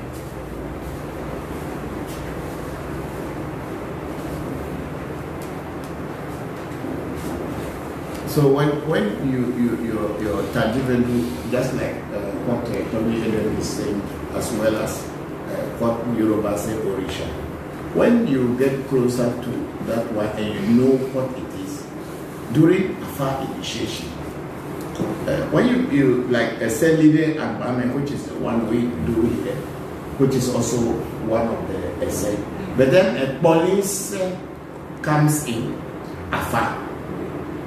We call that one police, and that one is the one way to give you the roadmap of your life. Things you should eat, things you should not eat, kind of woman you should associate with, kind of man you should associate with, the kind of job you will do in this world and be successful. So in that spirit, those police you may be acting that way long before you are even initiated into such things. But you will not know that there is a particular Tajivedu, as Toby is saying, is the one that has been guiding you. Take for instance my case, from childhood I was interested in spiritual work. And then to the point I was also interested in magic. And I remember when I was in secondary school, Form 4, my assistant headmaster, I don't know, I was a little bit stubborn, I would say. Then one day he just said, "You're looking like a magician." But that time I had not even thought of magic in my life. But he just like insult to me, "Oh, you are dressing like a magician." But I don't know how magicians dress. So at the end of the day, I became a magician, I became an illusionist, and then finally I became a spiritualist and a traditionalist. And then when I got my farm, the oracle that came for me, the Poli that came for me, said that it's a spirit, is a Poli of magicians. So anyone who falls on this Poli, this oracle, knows magic, must be a magician. So that is it. So this thing is already came with you, is following you, but you will not know. until when you get certain kind of initiations, and then this thing you know that. So it is because of this, that's why I've been going this way. And this is what Christianity and other people do not teach us. And that's why we are confused. And everybody is confused. Somebody who is not a politician, they want to be a politician. Somebody who is a thief, they want to become a politician. Or somebody is a thief, want to be pastor. His work is not to talk about God. His work is how to deceive people and collect their money in a very cunning and clever way. There are so many thieves who are out there who were before they were thieves. I mean, they were just guru boys and all this. They are not pastors. They are collecting money from people, and people call them God of men. Oh, that's call them God of men or men of God. I don't. They are actually God of men. They are not men of God. So that's what is going on. So, so your Orisha, as Taguyedem was saying, and Taji Voodoo or Voodoo, it's not different. They are all the same. Only the language and the people or cultures are different, but we are all doing the same thing. Because even that Hemiaso or Shambo, as it is called in Yoruba, and the English call it Eso or Hemiaso. When you go down to East Africa, go down to South Africa, definitely there is a name for thunder in their language, or the spirit of thunder. There must be a name for it. They may not call it Shango, they may not call it Hemiaso, but they will have a name for it. This is why I always say that African traditional medicine is just the same, that the different ethnic groups, they give their own names to in their language, and they understand it in that language, and they let it work for them in that language. But that doesn't mean that the same energy is not in West Africa or is not in the North Africa. Go to China. Definitely there is a voodoo that has to deal, or spirit that has to deal, or deity that has to deal with thunder. You know, in Afar, Ebefa, we have this spirit we call Jehon, which is the wild wind. The Yoruba call it Oya. When you go to Japan, there's a name for it. They have it in Japan too. And the Japanese have. So the whole thing is just the world is one. So it is this European religions and Saudi Arabia religion came to just mess up people's identity. We don't know whether we belong to Abraham or we belong to our grandfather. No, but it's interesting that when they talk about Abraham, the Bible says that Abraham came from the father. God called him from his father's house to move away from the father's house. Now, you realize that, so what happened to the father? Did they die? Did they just vanish? They didn't talk anything about the father again. If they say the father was an idol worshiper, what have you, did the father just die? Did his people just lost? No. So there is, the Bible just talked about only a portion or just a line. Yes, they concentrated on that. Just a line. But what about the rest of the people? And even the same Bible said, and then Abraham paid tithe to Melchizedek. So that means Melchizedek was also and somebody. They said Melchizedek was a high priest of God. It was but a Christ at the time. Was a Christ at the time of Abraham. So it's really confusing. But the traditional religion tells you that this is A, this is B, this is C. That is it. Yeah, because they said Cain and Abel, they fought. One killed one, and then the other one got sacked him, and he went away and joined other people. So if there were no other people before, how did he join other people? Especially no pastor. They don't want to ask it because they cannot answer it. There are lots of questions when you ask, and then it becomes a problem. They say you are a devil worshipper. They'll say you are blaspheming against God. Because that one was a control system that was put in place by the Europeans, that they assume God, they assume the position of God. Yes. So if you want to challenge them, You are challenging You God. are challenging God, so they must kill you because you're going to make the rest of the world smarter. The same thing when Saddam Hussein was in the Arab world and was educating the Arabs against the Americans and Europeans. He became bad egg. He must be chased down and killed so that he cannot educate other people, whereby there will be many people like him who will be against the West. This is all that is happening. They will kill you off. Once they kill you, then story finished. Yes. You know, when Osama bin Laden was fighting in the Mujahideen in Afghanistan against the Soviets, Americans were supporting. But the day that he was against them, he became a devil. That's why Africa says no have permanent friends, we have permanent interests. Yeah, which is good. We should all learn from that. We all should have permanent interest. Yeah, it's good. We should learn that kind of thing. Well, Papa, I wanted to ask this question. Instead of, why don't we advocate for, instead of swearing, and that is the politicians, instead of them swearing with the Bible or Quran, let's have our deities. But they will tell you. Don't go.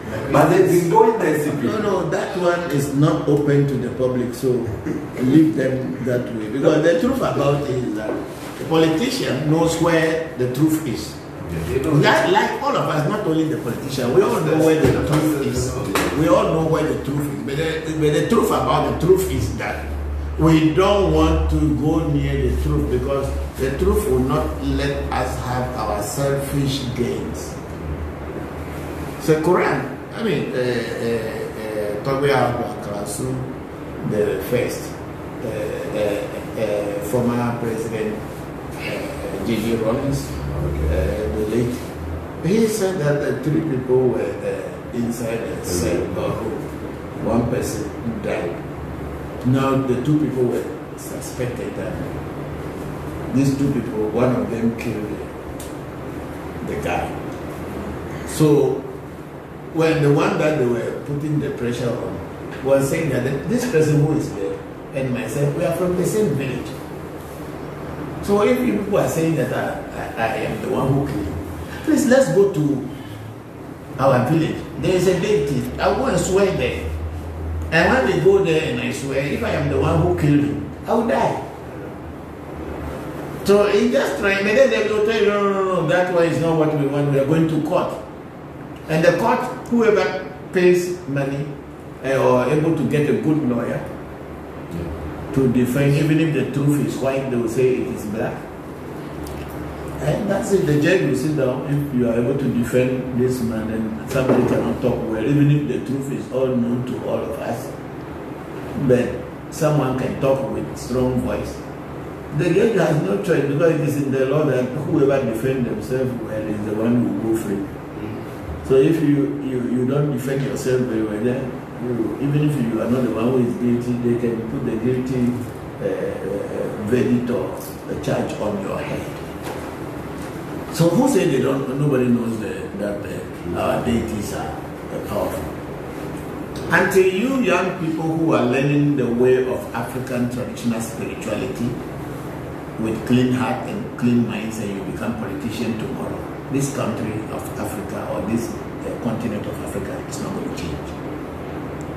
Because they say majority carries the vote. When you go to parliament now and they say let people vote on that, from now on was our politicians who swear on our African deities. And then people should swear on the Bible and the Quran. They should vote. I tell you, nobody will vote for traditional deities. Do you think because they think it's evil? No!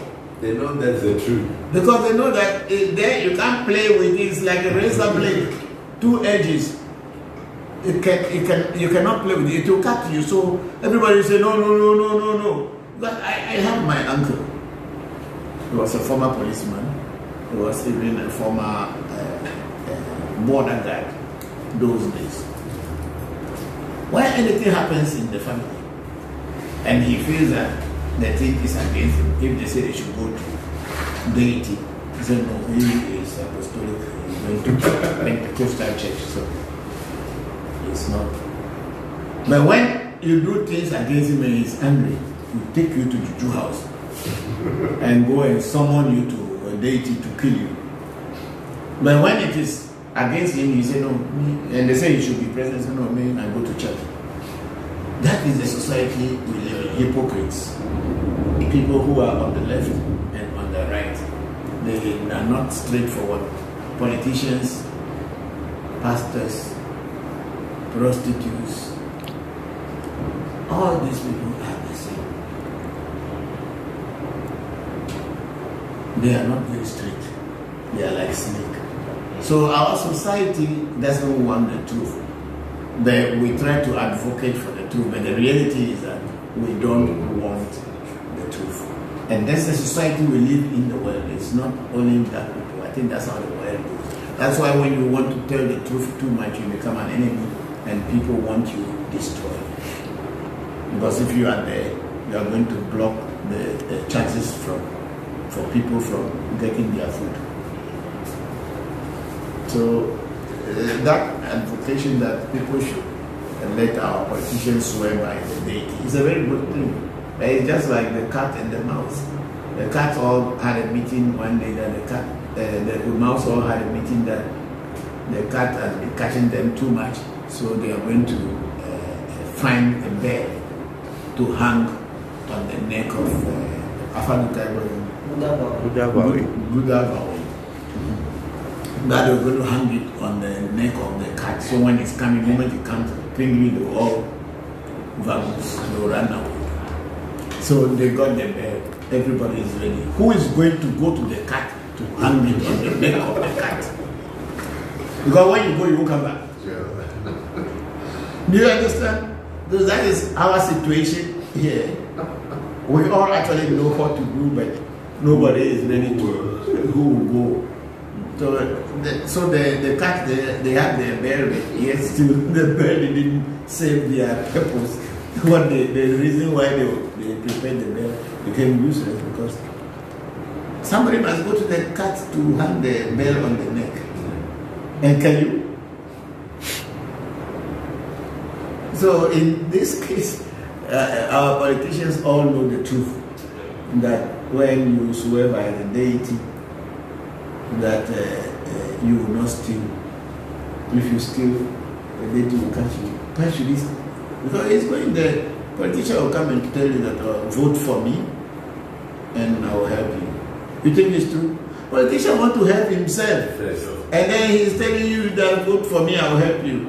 Why say you vote for him? Your story, you cannot even go to him and ask him any question, because they are going to put all securities around, and you cannot come near him at all until 4 years. Until his time is over. So you cannot, even the agreement that you vote does not exist anymore. So that is our society. We live in it. So when you young people grow up to begin to understand the truth of life and love your countries from your own heart, and you know what your traditions are, you are the people who will introduce this. Today, we are all thieves, I tell you. So that's how it is. It is a very good thing, but we hope and pray that one day we will reach there. Maybe not in my lifetime, but that's why we are teaching, so that you, the young people, will begin to understand what African is. African means the youth more than ever to be truthful to themselves and to be truthful to Africa. That's all. If we can do that, but how do you do that? By knowing this traditional spirituality and seeing the beauty of your own tradition and culture. I tell you, if you get all this in, white man can never come and deceive anybody to say, I want to bribe you so that you give me this portion and then I'll send your children to university because this portion has gold.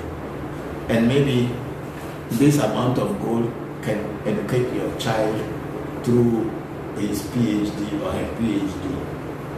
But the amount of gold that is here is maybe 200 times or 3,000 times this. And then you agree and you take this one. And then you give the whole of this place to the man, the white man, to continue taking it home. You think you are being smart. But you have destroyed, you have betrayed your people. And that's what the politicians do. Once they will get something out of it, they don't care the rest of us, what happens to us next. Doesn't mean anything to them. So, okay, then bring the questions up again and let's see if we have some answers to give people. We have some questions to answer here.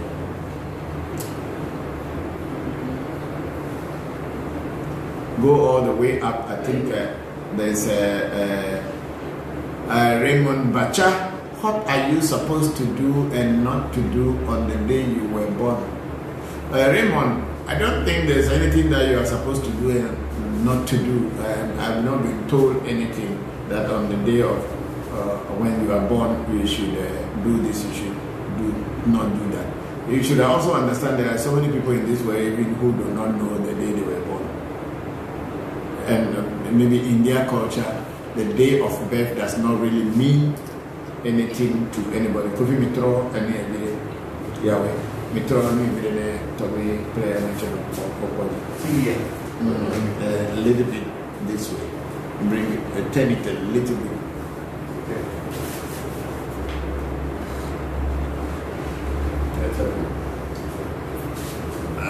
Can you see? Yes. Okay, so yeah, it's okay. So Raymond, there is nothing that you cannot do, and there is nothing special you should do. A lot of people will tell you that on your day of birth don't have sex. I don't think that is a matter. Having sex or not having sex does not really stop you from any of your spiritual. If you are really dealing with spirits, the spirits will tell you what they like and what they don't like. And once you know, you follow it for them, you don't have a problem. It doesn't have anything to do with your day of birth or not your day of birth. But if you yourself choose that you want to keep your day special for you, it's up to you. You can decide. It does not really matter. And then Raymond Bacha again saying, blessed love, Papa. Thank you very much, Raymond. I'm very grateful. And we say our regards to your wife. Thank you very much, Isabella. And then we have Shamba here. Can someone have Legba as a head spirit? Yes, people can have their Legba as head spirit, just like when I was talking about my son Senna, one who is a co-founder of the revolution on which we are working. Yes, Legba can be your head spirit, for sure.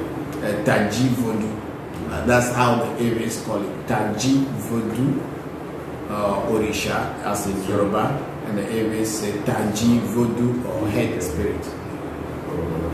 And then we have a format in Kobla Hunoga. Do people who reincarnate come back to this world with the same essence that were in their previous life? Yes, because that's why it's called a essence never dies. It will go and it is the poly or the voodoo that you come into this world with, and it is the same one you go with, and you appear anywhere with the same thing. That's why whatever you do here, when you have an opportunity to reincarnate, you only build on what you have done here. So this place is a classroom. So learn as much as you can to add knowledge to your essay, so that when your essay reappears again another time anywhere in the world, you have enough information already that once you start growing, it appears in your life. Some of us who are doing spiritual work today, it's not like we just started from this lifetime. It has come before, we came with it, and we are continuing, and we will again live with it. And then we have Shamba Musa again saying, I was told that was my head spirit before. Yes, that means Legba is your head spirit. Now that you have your Legba, try to work it so that it can work for you. Because Senna also have Legba as his head spirit, and Legba is very, very active with him. So do your best so that you can work yours too. Thank you, Shamba.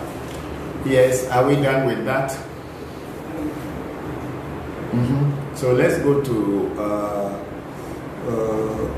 Okay, we have that boy from 305. Can you email terra@gmail.com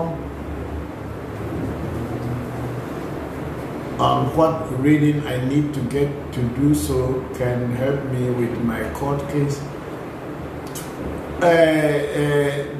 That boy from 305, our WhatsApp number will be typed on this is, so you get in touch with African Magic Temple on the WhatsApp number, and we can discuss things with you, especially the reading that you have to do to know what to do.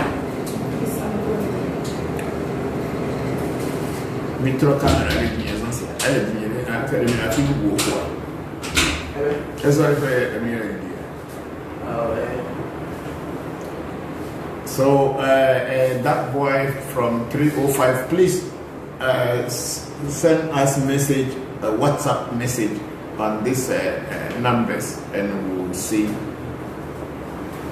how we can be of help to you. Just like how a lawyer will go to a court to defend you, we can also defend you on the spiritual plane. And it manifests. Yes, it will manifest, of course. It will manifest on the physical plane. And then we have Mario. Okay, Mario is saying welcome to Eden. Mario. Yes. Is in India. Yes, it's in India. Yes, Mario. Say welcome, Eden. Mario Young, thanks for sharing the knowledge. Much appreciated. I think it's you that Mario is talking about. You know, Mario was living on Spintex Road before. Oh, okay. So, but then he's in India. He's half Indian, half African. Yes. I've been telling him to come back. He will come back, I think, at the time, at the appropriate time when the COVID has... when things are good, he will come back. I am Ian Campbell is saying, can someone's spirit can leave their physical body and go back into it? Yes, there is the saying of out-of-body experiences that is practiced in yoga, in tantra, and in other spiritual practices, what they call out-of-body experience. Yes, of course, your body, your spirit also leaves your body sometime when you are sleeping at night. When your body is lying down and it's lifeless or actionless, definitely your spirit is traveling and going to different places and trying to get knowledge and meeting people you have not met before. So definitely your spirit leaves your body and travel.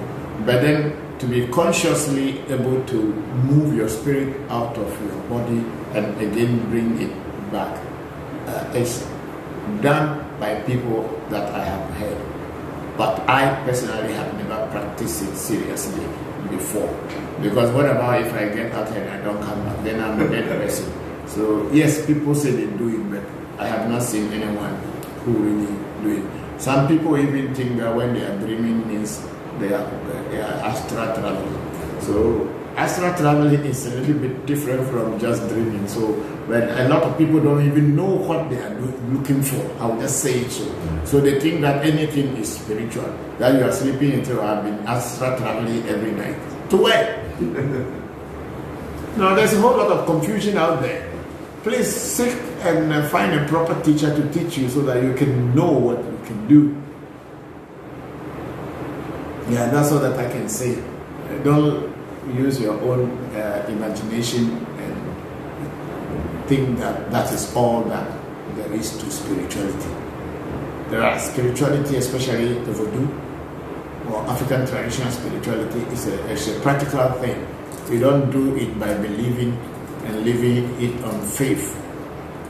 We don't believe in anything. When you practice and it works for you, then you know it's working. You don't need to believe. It's not faith. It's not based on faith at all. It's a practical based technique. So with that faith thing, they say, oh, don't worry, the gold here, you don't need it. When you go to heaven, there will be gold, and you'll be walking on the gold in heaven. And the people who are telling you to be walking on gold in heaven, they themselves are busy collecting the gold here. Why they want to wait and go and walk on it in heaven? Why should you, black man, be the only one who want to walk on gold in heaven? Meanwhile, we are walking on gold already. And the people are coming and taking it and telling you this one you don't need. There is one up there in the sky. When you die, you go and walk on it. Is it not stupidity and foolishness? And our people, even doctors, people who have gone to school where they believe. It's a pity, I tell you, that you under your father's house there's gold. And somebody from outside is coming to take you, say, oh, this gold, you don't worry about this material world. The world up there is for you. So why is it coming to dig it? Why is that person coming to dig it if he thinks that it's not important? They don't like God's gold. You know, it's stupidity, you know. It made us look like kindergarten children and puppets, you know, Pinocchio with long nose. I mean, crazy. You know, sometimes I feel very sad, and if I start to talk about this, I may go about myself and sin. So I just leave it there. But think about it. I was discussing with one prophet this morning. He used to call, he's been calling me, and we've been arguing on the Facebook, but he wanted to talk to me. So we spoke. So when I said, God bless him, and then he asked me, he asked me how am I. So by the grace of our ancestors, by God, I am alive. Then he asked me, do I serve the same God that he too is serving? Then I asked him, how many gods are there? Then they said, there's only one God. I said, okay, maybe there's only one God, then I'm also serving the same God. Then he said, how? I said, no. The name God, don't we have it in our language before the white man came? He said, yes. And I told him that in Ebe we say Mau, the Akan people say Nyami or Nyankopo, and the Gan say Nyongo. And then other ethnic groups also have their names for God in their language. So in this case, is he not understanding that we already been calling the name of God before these people can say yes? So is he saying that the Aves, Mau, and the Akans, Nyami, is it different God? Then he said no. So if I am worshipping God the same, so you cannot say the God that you are worshipping, but I worship the same God. But what I don't do is I don't worship God in the Israel way. I don't worship Israel God, because when I look into my face in the mirror, I don't look like Abraham at all. So I cannot believe that when I die, I'll be sleeping in the bosom of Abraham. What about my grandfather? It's a prophet who he thought, yes, you are right. So for us, we believe in practicality. We don't believe in faith and dreaming. They find it difficult arguing with us, even on their own Bible, because when our ancestors, before our ancestors came, you realize that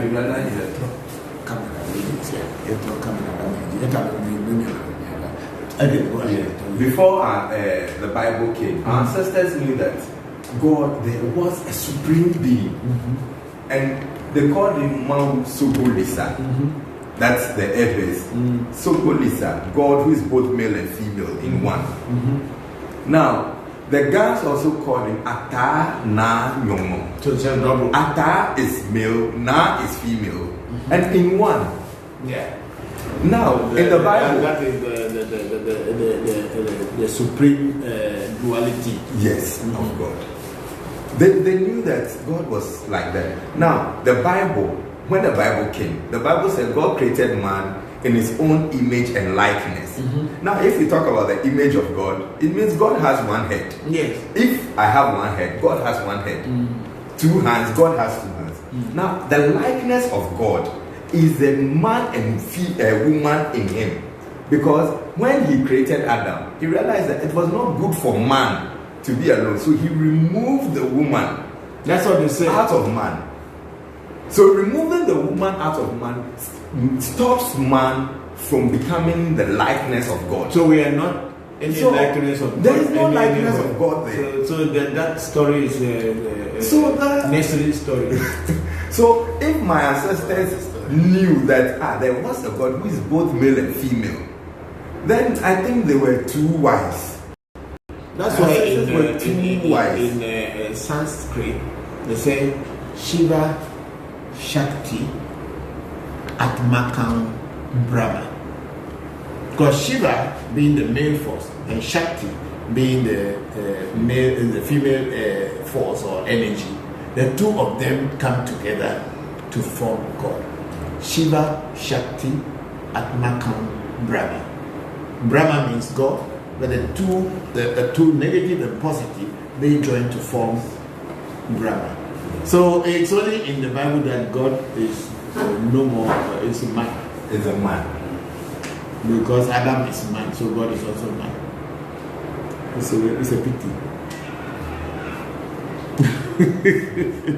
Very interesting, very interesting, very interesting. We have been really mashed up, not messed up, like mashed meat, put in the blender, mashed You know, potato. some Christians will also tell you that the Holy Spirit is a female aspect of God. Holy Spirit cannot be female. But when the Bible When the same Bible says that God, they said God said, "Let us create man in us." So who were the us? That's another question that the pastors. Now you say there is only one. Yes, we know God is one, and we all have various ways of worshiping God or going to Him. We believe that we worship our God by talking to our ancestors, letting Legba do certain things for Legba because we find out that he is the one that goes faster because he's the messenger of the Kokonsa. He will go faster. So we appease Legba. So if we knew that is what the medium to which we can get to God, then some Muslims also believe that Allah is all merciful, powerful, and all that. So it's like a pyramid, and there's no one side. There are different sides. So if I'm going up there through my own means, let me get up there.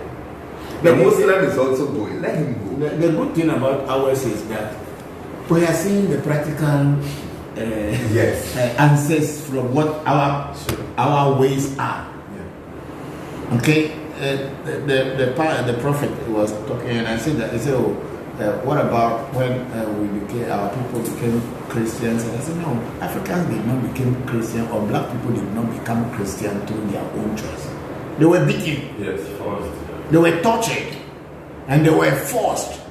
So, since you don't want your children to go through the same thing, so from birth you start telling them that this is the way you should go. If you don't go this way, that master will kill you.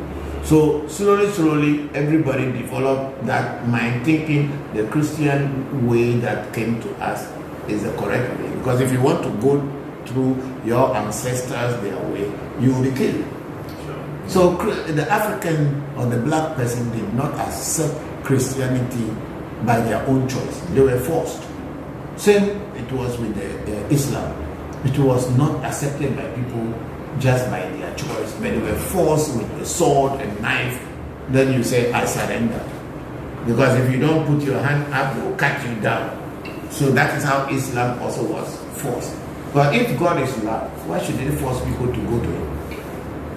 In Vodou, nobody forces you to become a Vodou. If your father can be a Vodou, he can be teaching you his way if you don't like it.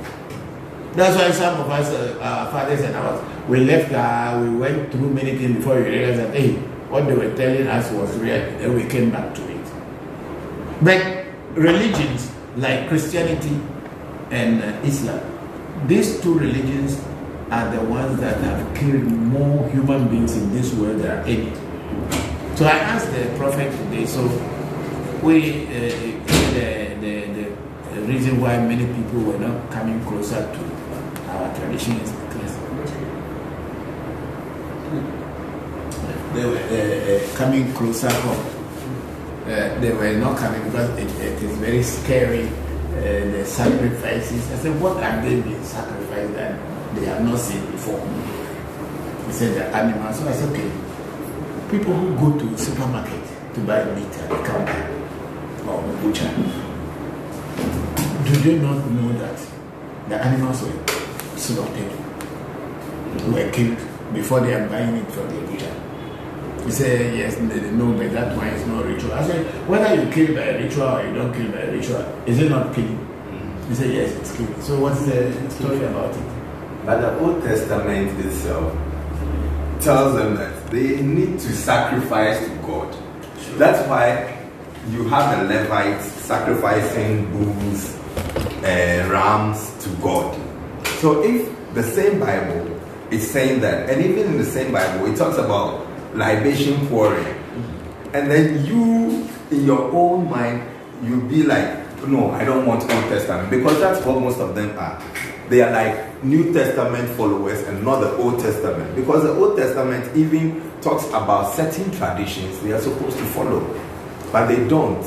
So with them, I think it's a confused. We are all confused. No, not all of us are confused. Once you get out of the confusion, you realize that, oh, okay, then what was happening at first, then there wasn't a problem.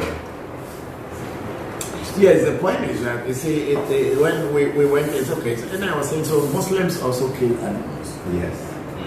So what about that? They are not labeled as devil worshippers. And when animals are killed, the meat is later consumed by people. So it's they kill when the people were killing, they kill for food. I said, so when they kill for food and kill for gods, what is wrong with it? Is it not all that the animal died in a way? So he became kind of confused because you see, they don't ask those questions to themselves, and yet still they want to challenge tradition by saying they kill. Christianity and Islam kill more people in this world than anybody, but that is okay. And if a traditionally kills one chicken for a spirit, then it is evil. Meanwhile, people are manufacturing weapons of mass destruction.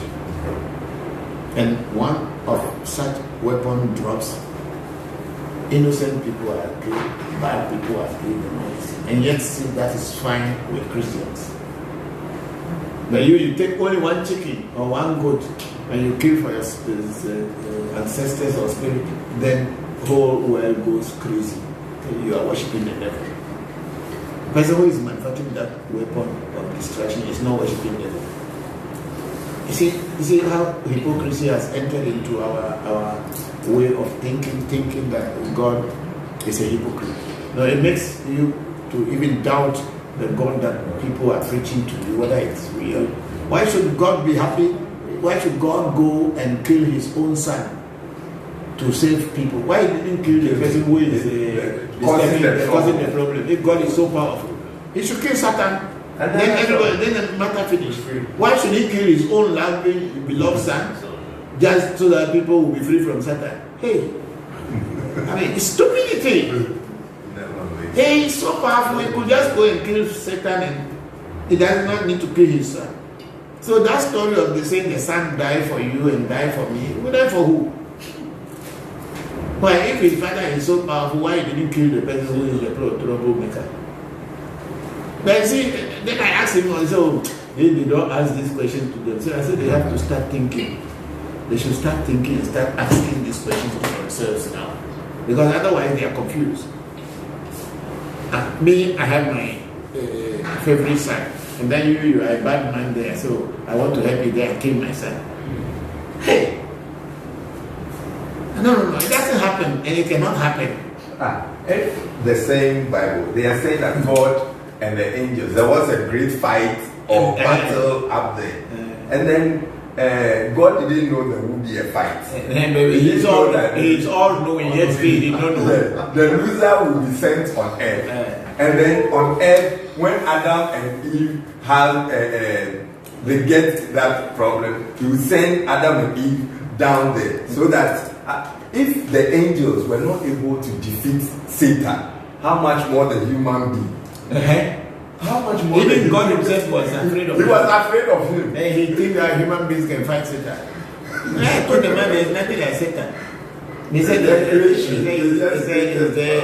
is there Satan concept in our tradition? So there's nothing like Satan. Human being is God, human being is Satan. At the end of the day, somebody will do some bad thing. Then they say it is Satan. And when some good result comes, they say it is God. So always Satan is a bad thing. And but we have never seen God. And we have never seen Satan. Yes. Only the human being we have been seeing all the time. When he performs well, then it is God. When he performs badly, then it's Satan. So it is only human being that exists. So you might not scapegoats. Yes, because people don't want to be responsible. Oh, yeah. So if they do bad thing, they say it's Satan. When good thing comes, they say it's God. So for us, and I told him, one thing I don't want in my life is I don't want to go to heaven. Because that's the only thing they can use to convince you that if you are not behaving or you don't pay your tithe, you don't pay this, you will go to hell. But me, I'm not scared of hell and I'm not interested in heaven. So what story are you going to tell me? You only tell a child that if you don't study, I will beat you. But the day the child takes that cane away, your power finish. There was this story about Shaka Zulu. Yes. And then when the missionaries met him, they were like, he needs to change his ways. If not, he'll go to hell. And he asked, where is hell? He said, oh, that place, there's fire, liquor. He said, oh, forget that. We are living in Because here, we eat fire. So if it is fire, then it is not it's nothing. We will eat fire here. And even you can see people set fire and sit down inside. Yes. The blacksmith's power. Yeah. They set fire, they are drumming, boom, boom, boom, and then they are firing the fire, and then somebody will sit down and lie inside the fire, cross his People legs. will take the hot red coal and chew. You go and go to people who are doing kokuvodu. They put iron metal, hot metal inside the fire. It is very red, and you see they open their tank, they put it on top, and you are talking about hell. People eat fire here. So your argument and all this thing you want to use in scaring us doesn't hold. It doesn't hold at all. So anyway, it is an interesting thing, but those who want to continue falling prey to such fairy tales and children's story, they should go ahead. Africa needs to wake up. Senna. Okay. Okay. So we thank you all for being with us, and we thank Toby. There's a question. There are questions here. Okay, bring the okay, Ian Campbell, could you explain to me the mysteries of dwarfs for me, please? Ian, the truth is that I don't deal with dwarfs. I have met dwarf myself when I was young. Not through anybody. I myself met the dwarf in the forest. I think I've shared this story many times. But I'm not dealing with dwarfs, so I cannot tell the mystery of dwarfs. Majority of the dwarfs that I dealt with here, that I came to learn and I wanted to acquire to my shrine, I realized that they were all scams and they were all fraudsters, human beings hiding in curtains or hiding in trees, or hiding in some place. They put a pipe through the ground and all kind of things. That's why you must be very, very careful. That does not eliminate the fact that there are certain things called dwarfs, but it is very difficult to come across what dwarfs are today unless you are very, very lucky. But so far, I don't think there is any genuine one. All the people who say they are having dwarfs, even sometimes what they call agre, all these things, people put things in the They put things in their mouth, which we call lamota. And then some of them take chobi or toys, the whistle that something that is in the bottom of the toy. When the child presses it and the air passes through, it makes noise. So people put all these things in their mouth and they'll be whistling in the corner of a room and say they are talking to spirits. These are all scam. They may have real spirits with them who could be working for them, but because they wanted to prove to you that they are in charge and they are controlling, they begin to use tricks to showcase their power, which I am totally against. So when you talk about dwarves, I haven't seen anywhere, and I don't know where I can tell you and what I can tell you about dwarves. But then the stories of dwarves are everywhere in Africa. Everywhere in Africa, or maybe in everywhere in the world, not only in Africa, because the white man also has dwarfs. Otherwise, there will not be Snow White and the 7 dwarfs. So that means it is everywhere. But in today's world, to find dwarfs again, maybe in your dreams. Yeah, we are cutting down our forests. We are polluting giving our them water their bodies. habitats. Yeah. So it's difficult to get them. So yeah, that is Toby Adam is saying we are cutting down our forests and polluting the water, so the dwarves may not have their habitat where to be. But the story I know about dwarves is that dwarves are between human being and spirit being.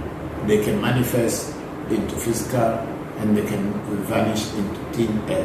That's all that I can say. But I personally had seen dwarf when I was young.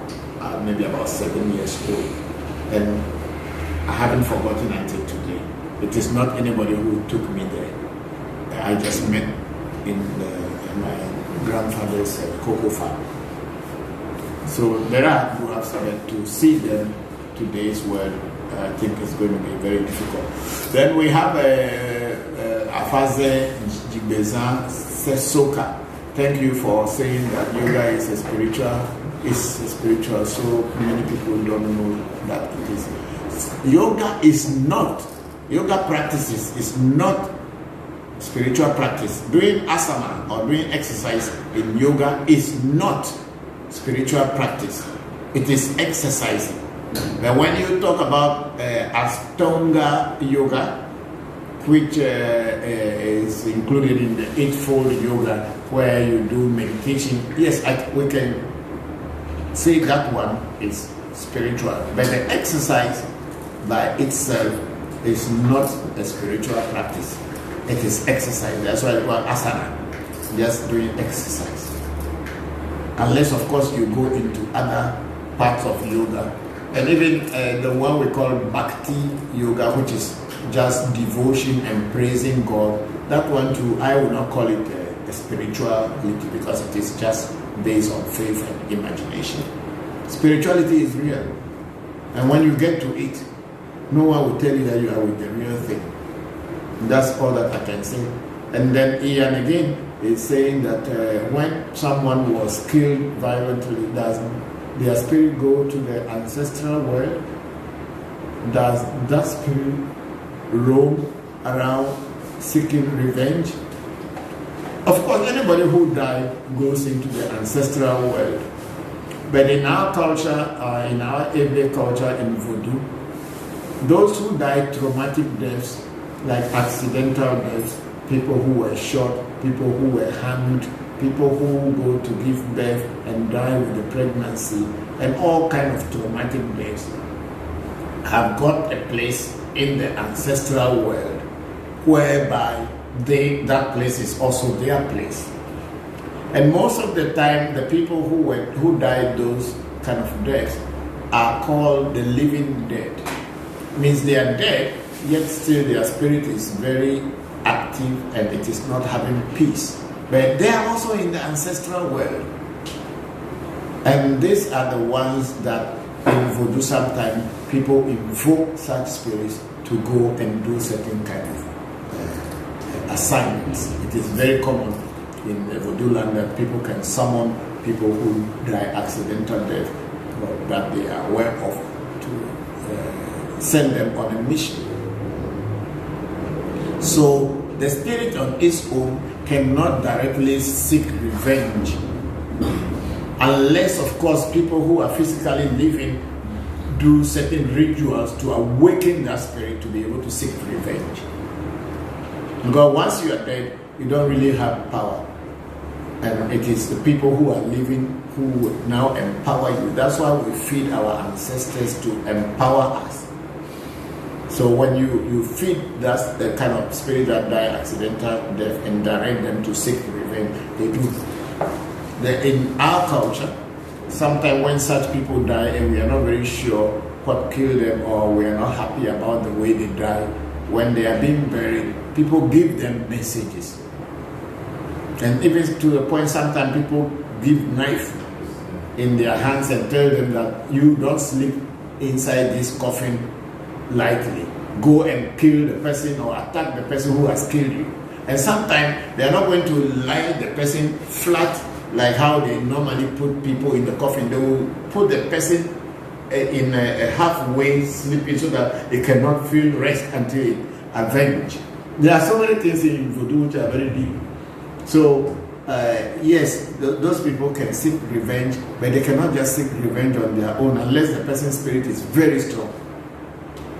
Otherwise, they'll just be there angry but cannot do anything unless someone summons it and directs it to seek revenge. Then Ian Campbell again, can someone steal your destiny or your blessings through voodoo? No one can steal your anything. But if you yourself, you open up yourself to others to know the secret of your life, and they take advantage of your secret and overcome you in many things, yes. But no one can steal your destiny, because your destiny is your destiny. If the one that comes with you is the one that is going to live with you. But if in your destiny you are told not to eat certain food, and then you go around the world telling people that my destiny doesn't eat this food, doesn't eat that food, and people who know how to work with destiny invoke your destiny and fed it with such food, you are compromised, and then things can change in your life. That's why you keep your secret to yourself. Then we have Duan Lassalle. Greetings. While I was half asleep, it felt like a child crawled on me. I couldn't move at all. What does that mean? Thank you. I think there's a name for it in English. That kind of a still dream. You have a dream and you feel like you have been conquered or pressed upon and you cannot go. Those dreams do happen, but I don't know what it means by a child crawling on you. But such dreams come whereby you feel that someone has held you down and you are shouting, but nobody is hearing you. Sometimes the truth about it is not your physical body that is being controlled, but it is your spirit body that is being kind of controlled. That's why even when you are shouting, no voice is coming out of your mouth, but to you are shouting.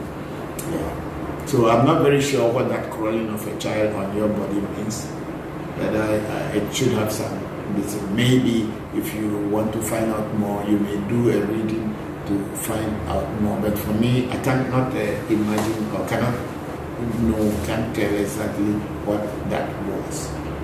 And then Dan Lassalle again say, and what items do I need to take a spiritual bath? Dan Lassalle, you see, spiritual bath, everybody has their own kind of ways to prepare a spiritual bath. There's nothing like this is spiritual bath. In my shrine, I have so many different types of bath. We have the Abraxas bath, which is the spiritual bath. We have the herbal bath, which is the spiritual bath. And we have the fumigation, which is also the spiritual bath. So what things you need to do to take a spiritual bath is to know the herbs that you need to prepare a spiritual bath for yourself. There are herbs that maybe if you are living outside, go to the Botanica and ask the people who are selling herbs in the botanical, ask them you want to prepare a spiritual bath for yourself, and they should tell you which herbs that they use in that area where you are. Or you approach some elders who will tell you, okay, go and pick this herb, pick that herb, pick that herb, and you can bath. I think that's the best I can do in this way. But unless, of course, if you are in Africa, you are in Ghana, and you want to do a spiritual bath, you can still come to the shrine. We will tell you the kind of things you should do or what we do here. But I don't think it's something I want to put in the air to say these are the herbs that I use for you to do a spiritual bath. So tomorrow, how many people will come to me again to take spiritual bath? I must be very frank and sincere to you. I cannot put the herbs that I teach people to use in spiritual bath on the air, because I'm running a business here, and I must eat. I must pay for all these things that I am using to transmit the data and everything that I'm transmitting this information to you. So if I put it there and no one come to seek my attention or my help, how will I live or run my shrine? So if you are in Ghana and you want to come to the shrine and you want to take a spiritual bath, we know what herbs to use to prepare it for you. Thank you very much, and as I say, thank you so much. Thank you too for joining us this very afternoon. Are we in Facebook or This is YouTube. this is YouTube? Okay, go back to Facebook. Let me finish the questions there. Remember the camera. No, they didn't upon your own time where I could say,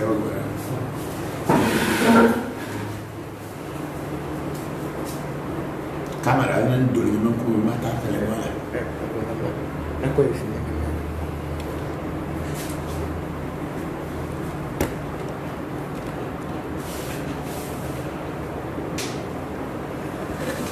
Okay, we have Shamba Musa Mohammed is here. I was told that, okay, that is already passed. Then we have a full Martin Kobler, so it's important to do one's essay so one can come back with a good essay.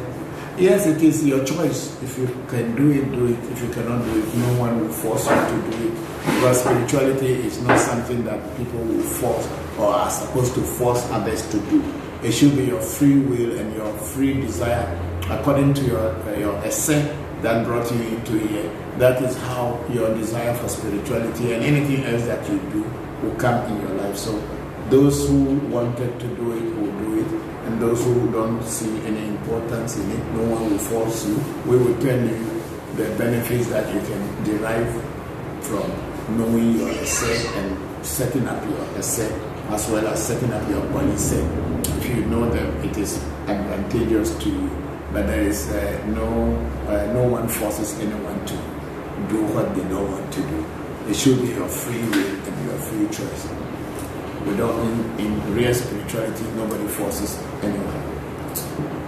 Thank you very much for Martin Coleman. I think we are done. Yes. Yes. Okay, so we have run 2 hours 59 minutes already, which is almost 3 hours. So I thank you all very much for joining us this afternoon, and your questions were very interesting, and I hope that the answers that I gave you also have been helpful to you in one way or the other.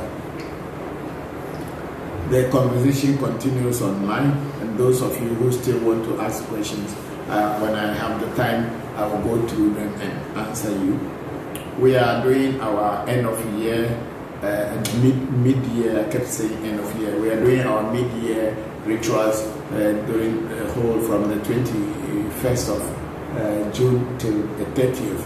We are doing our mid-year meeting. So the 30th is the final day that we will be celebrating with friends and other people. So those of you who are with us in Accra, please come to the shrine and join us on the 30th. It's all day until about midnight, or by 10:30 p.m. we should be finishing. And those of you who are outside Ghana or far away from Accra, if you want us to feed your ancestors and also feed witches on your behalf, please let us know in time so that we can do it before the end of the mid-year cut. I'm very grateful to all of you for joining us for today's streaming, and may the gods of our fathers and your fathers continue to be with you and guide you through the new week. May the works that your hands will touch be plentiful and multiply for you. And may you have good health. And may love follow you wherever you go. Otabu na mapiti bebe medo me yo ni aka yo jomata na ha me yo afana bo na ha me yo to me me na ha me yo abochi na ha ro me yo ahubato na ha godo me yo shene ham for choko semi for choko ti me na ha mi awe na mo bo ni yo me to be damanie to be dindo to be yo he so vodu Aboloso, Manaharo, your Tobe Chichopiti, Mama Opiti, Leba, the Bosu, Zumelegba, Mayor Activity, Mayor Kintola, in Akosam and Minoro, and Berena, but the Pena Messiah, and I'm a Senevana Messiah, could have a villa Basira with Mayor Negotiation. Never. You, thank you all for watching us, and are you off? Thank you all for watching us, and I hope and pray that next week we'll be with you at the same time again. May the ancestors and the God of creation continue to help and bless your lives. Bye bye for now.